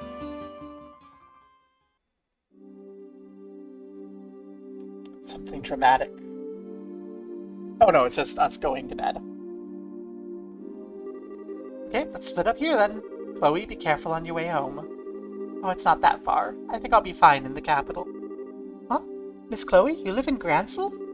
Yes, I do. I'll be staying at my grandmother's house. Well, if you'll pardon me. Have a good night, Chloe. Good night, Chloe.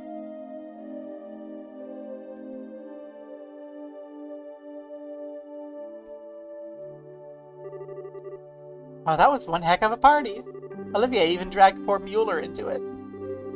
And who was it that dragged poor Mr. Burns into it all, Not that he seemed to mind. I figured, what the heck. Renee, did you have fun? Yeah, I did. The food was good and everyone was talking about neat stuff. The piano music was really pretty, too. Yeah, Olivier's really good at it. I was kind of surprised. Well, he's not all hot air when he calls himself a traveling performer, I guess. Sure you want to duck out already, Shara? Zin and the others are still having a lot of fun. Professional courtesy, Estelle. If I'd stayed, you know I'd just drink them under the table. As we do have work tomorrow, I thought I'd cut early and spare them the pain. Fair enough. Let's get to our hotel room, then.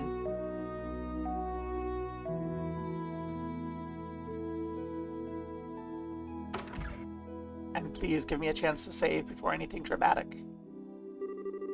Pardon, are you the Bracers and company we're expecting? Forgive me, we were unable to secure a 4-person room for you. Would you be willing to accept a pair of 2-person rooms? Oh, sure. How do you want to split them up, Shara? I'm fine with any arrangement. Set it up however you please. I want to be with Miss Estelle. You've been busy with work and we haven't had any time to talk at all. Oh, no fair, Ren. I wanted to be with Estelle, too. But then you should have said it earlier, Slowpoke. I know. What if all 3 of us stayed in the same room? We could share a bed.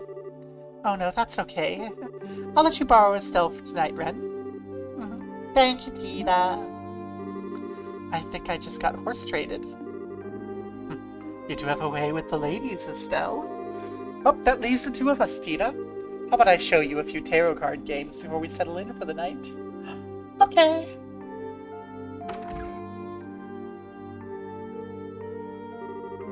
Wow, the room isn't like the one I stayed in with Papa and Mama. There's a big building outside the window. Oh. This is the same room that we were in with Josh last game. Oh no. Poor Estelle. Miss Estelle, what's wrong? Oh, nothing really. More importantly, I'm sorry, Ren. You couldn't find your Papa or Mama today. That's okay. Papa and Mama promised they'd come get me. You don't need to search so hard. But Papa and Mama are very good at hide and seek. Not as good at me as me, of course, but still good. So I don't think you'll find them very easily. Is that right? Well, I won't try so hard to find them, but only if you're okay with it.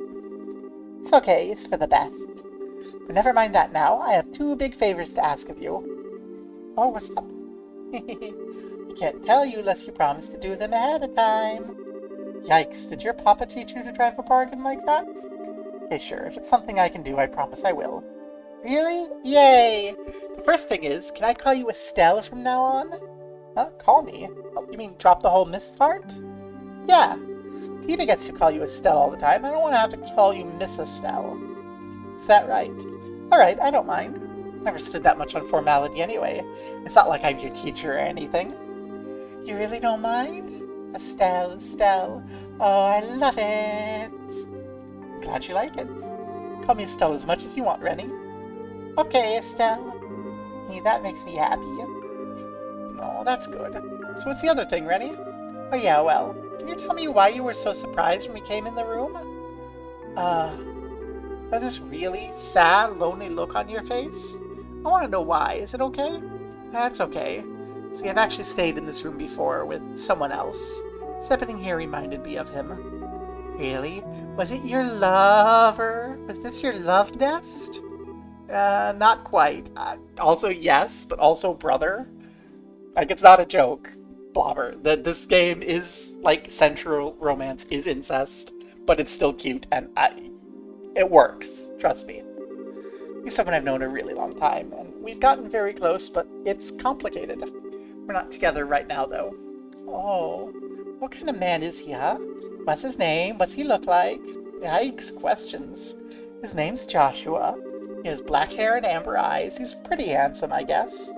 Actually, you'd really call him more beautiful than handsome, really. He looks really, really good in a princess dress and also in a maid dress. Huh, beautiful. Yeah. Let's just say he made a great princess in a certain play. Game is never going to let us forget Princess Josh. In fact, it looked amazing on him. Wow, that sounds fun. Can I meet him? When you see him again, huh? I don't really know, actually. Oh, you don't know when you'll see him again? That's why you looked sad, right? Sort of, but I'm okay. I'm gonna find him and drag him back home, even if it takes years. Why do you seem so sad? Because I'm sure Joshua's off somewhere in way over his head, and I can't do anything to help him. That makes me sad, I guess. I'm sorry, Ren. This would be pretty boring since you don't know Joshua at all. No way, it's neat. Joshua's a really wonderful person, huh? Wonderful. Actually, right now, I think he's being a bit of a jerk. I mean, talk about selfish ways of saying goodbye, taking my first kid. First what? Nothing at all. Yep. I'm all tired. Time to go to sleep. Hey, no fair. I'm not going to sleep until I hear the whole thing. Oh boy, I messed that one up. After that, Estelle and Ren went to bed, but remained awake for a little while talking about various things. Eventually, when she could hear nothing but Ren's slow, peaceful breathing, Estelle gave in to the exhaustion that had been piling on her eyelids and fell asleep herself. Cutscene continues at the abandoned mine. Oh, those are intelligence division people, or Jaegers. I forget which way. I think they're Jaegers. Analysts. Ha! Bingo! It's the other bracer group. Yep, looks like we found our rats. So they're holed up in the old mine, huh? Not a bad spot, all things considered. This is where those sky bandits kept that ship they hijacked, right? I think so, yeah. Cell and her team ended up fighting bandits in the big central hollow a bit further in. Nice big open space. I bet our guys are in the same spot. What do you think? Go in for the heroic charge now, or...? Yeah, we don't have time to contact anyone. No heroics, though, not yet. We sneak in, take a look at how many men they got. Right behind you.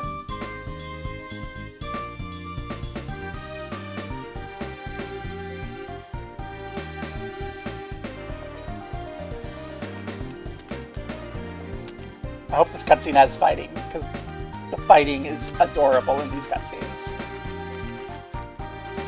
We've barely had any combat today, because we couldn't go into the sewer. It's weird, this is definitely their hideout. Where the hell is everyone? Yeah, we totally tracked them here. Where'd all those intelligence weirdos go? They might have figured out we were onto them, but screw it, let's have a look around.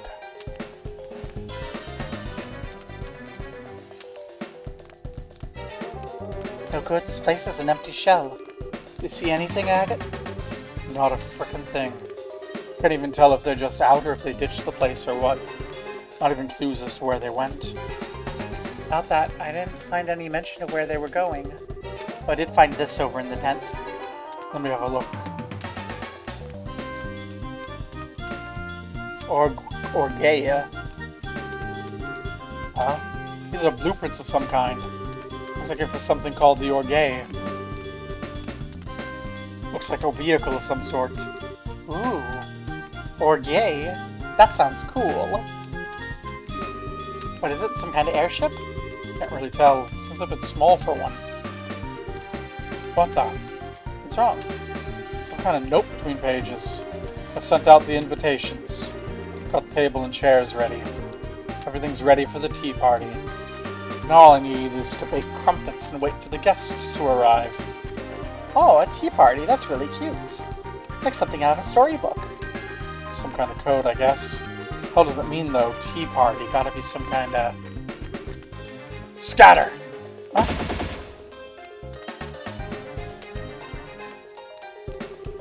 No way, how'd they sneak up on us? This is some serious stealth skills, guys. The trick you learned from Lieutenant Red. They still have... Wait, we didn't catch all the intelligence division after the coup. Agate. I see it. There's something wrong here. I feint to the side, crush one corner of the triangle, and take out the rest. You ready? Leave it to me. Go. Okay.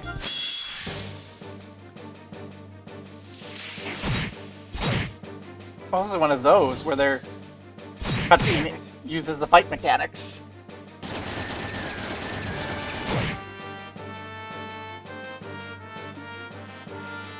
No, it's an actual fight. Oh goodness. Okay. What have you got equipped? Okay. We got no weaknesses. Normal people.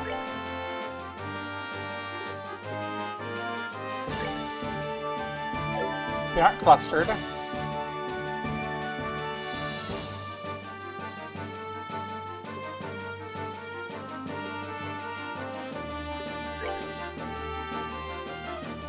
Let's delay you. Eat this! Never mind.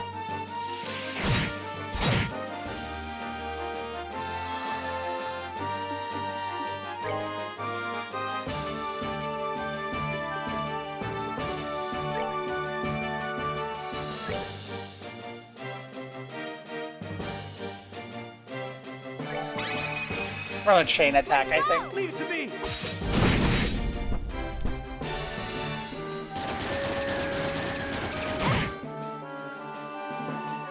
So far, I'm not seeing anything that means that we really need to focus on healing till we're down below like 2k.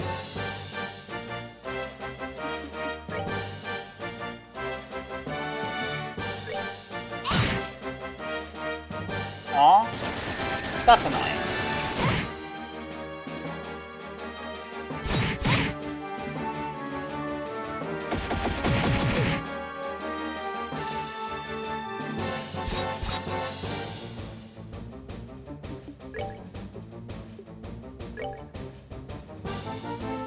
Let's do an AoE here.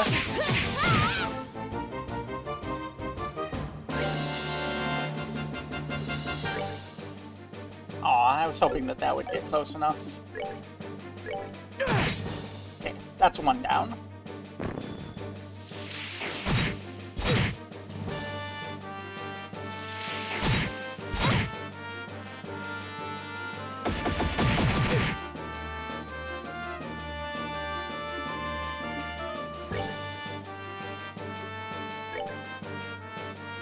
Do a quick heal. I think both of you should self-heal. Oh, you don't have heals. Okay.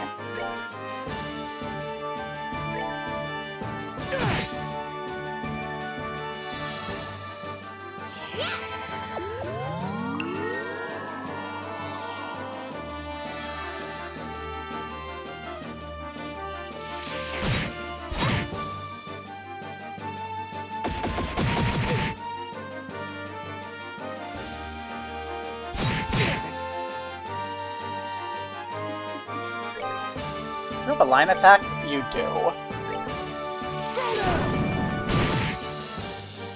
That's unfortunate. Get a heal on Agate.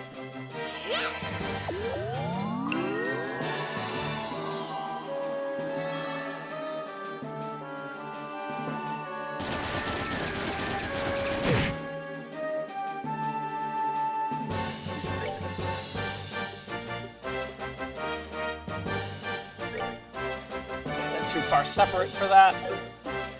And I don't suppose we have any AoEs that can hit both. That'll get off first, so no.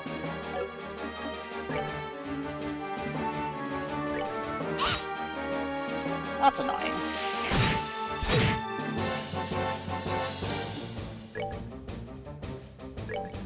At least they're still in line.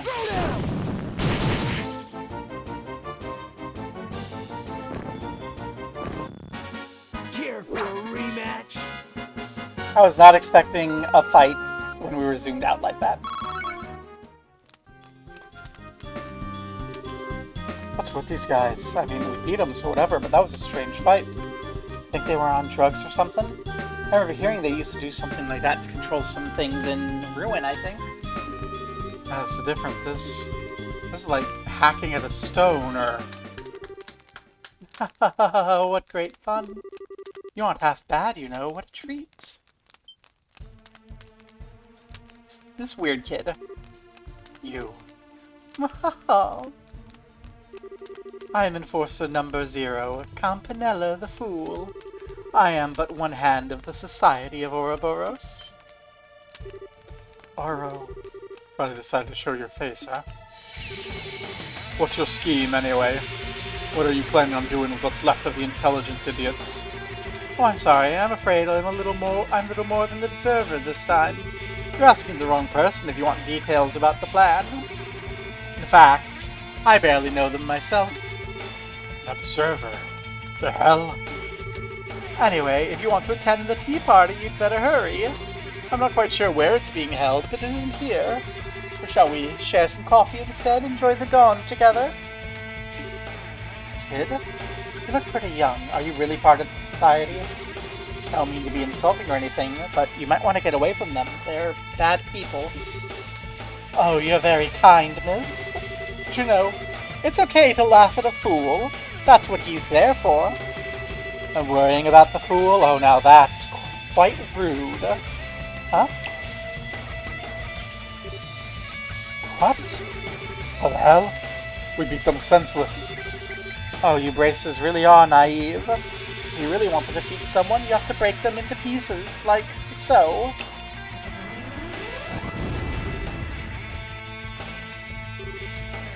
That is gruesome. Oh my goodness.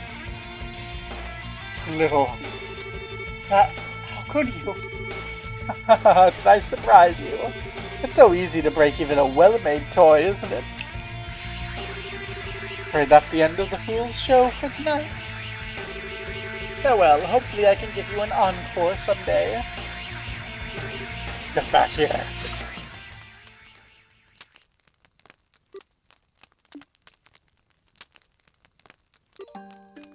Agate, I know.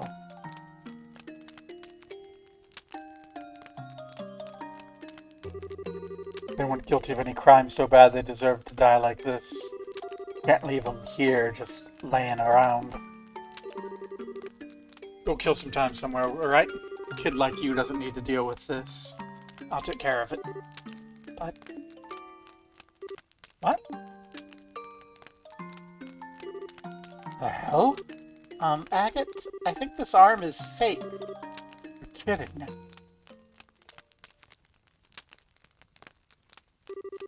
Gears, springs, quartz fragments. These things are Archaisms, orbital machines capable of independent action. Oh, it's the priest! What? Who are you? Oh, don't worry, I'm no enemy. I'm Kevin Graham of the Septian Church. You're Agnet Krasner and Annalise Elfield, right? I don't suppose you'd be up for swapping some stories, would you?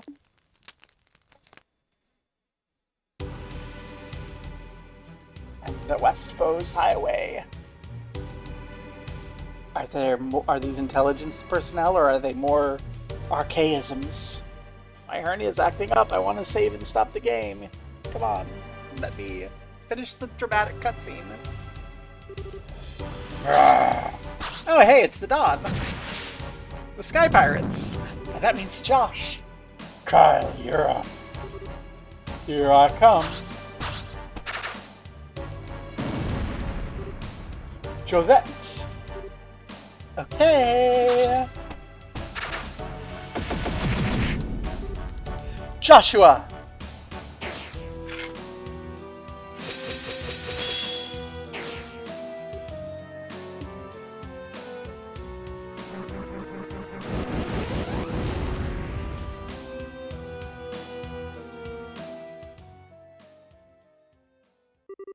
Impressive as always, Joshua. You three were impressive too. We defeated them in a single sweep thanks to your combo attack. Oh, cut it out. Flattery will get you nowhere. It's like the 10th group, isn't it? How many more do we need to hunt down? This should be enough. The Royal Army should move soon, so it's best for us to disappear. Right then. Still, just what is the Society trying to do? Why use these dolls dressed up as Richard's goons? That's the real question, though. Where are the rest of the intelligence men? They've probably gone to the tea party in the note. The dolls are likely to distract the army from that and make them think Richard's men are still active here. That makes sense, I guess. Wish we knew where the hell the tea party was. Well, we don't have much of a reason to help, but sure you don't want to crash the tea party? The Bracers should be investigating that camp by now. We can leave it to the army and the guild. Yeah, we left them that note and the plans. Should be more than enough. We're taking care of all the freaking puppet things while the guilds are busy. We'll just leave the rest of that airhead and her group, huh? I'm sorry. Didn't mean to pick at an old wound or anything. No, you didn't. They have nothing to do with me anymore. Once the tea party begins, the army will be focused on that. We can move when that happens. Right then. Time to get busy. Dramatic.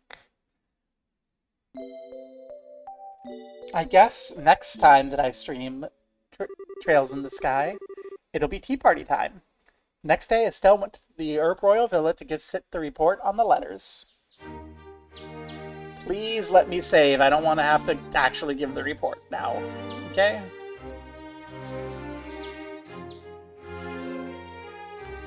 Aw, Rennie and Tito are running around the fountain playing. That's adorable.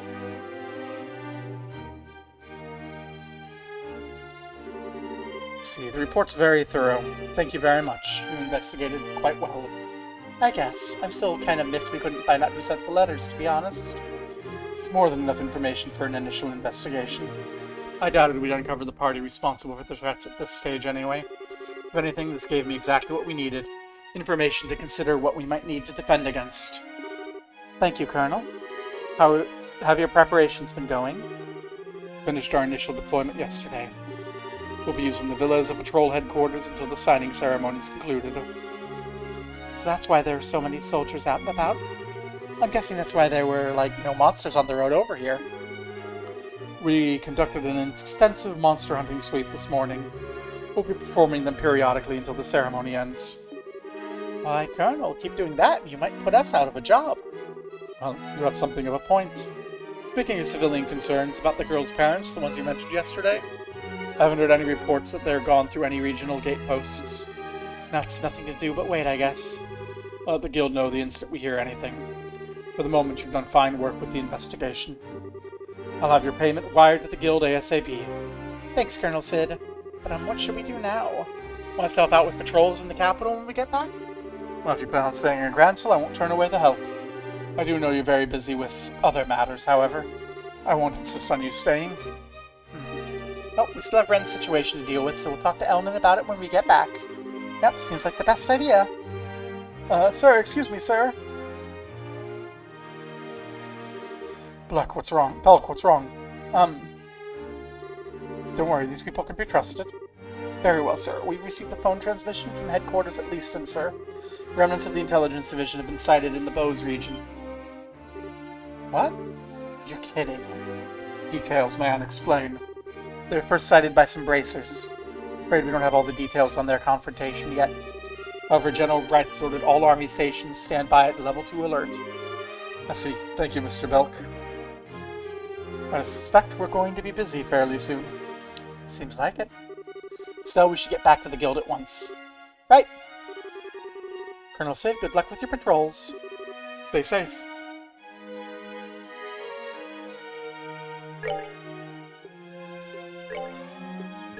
And going back to the guild will be next time. For now, let's see if we have enough people still hanging out to be worth doing a raid. And then do that raid. It was a longer cutscene than I expected. Let's see. Got Matt doing the altars, Bishimoda doing Subnautica, Toffee Mocha Bear doing something defense. Let's go to Bishimoda. Subnautica below 0 sounds interesting. I remember hearing that was a very mid-game. Look forward to see how Bishimoda does it. So everyone, get in here, pad out the raid, and have a lovely rest of your afternoon, evening, or morning, depending on where you happen to be. Hurrah!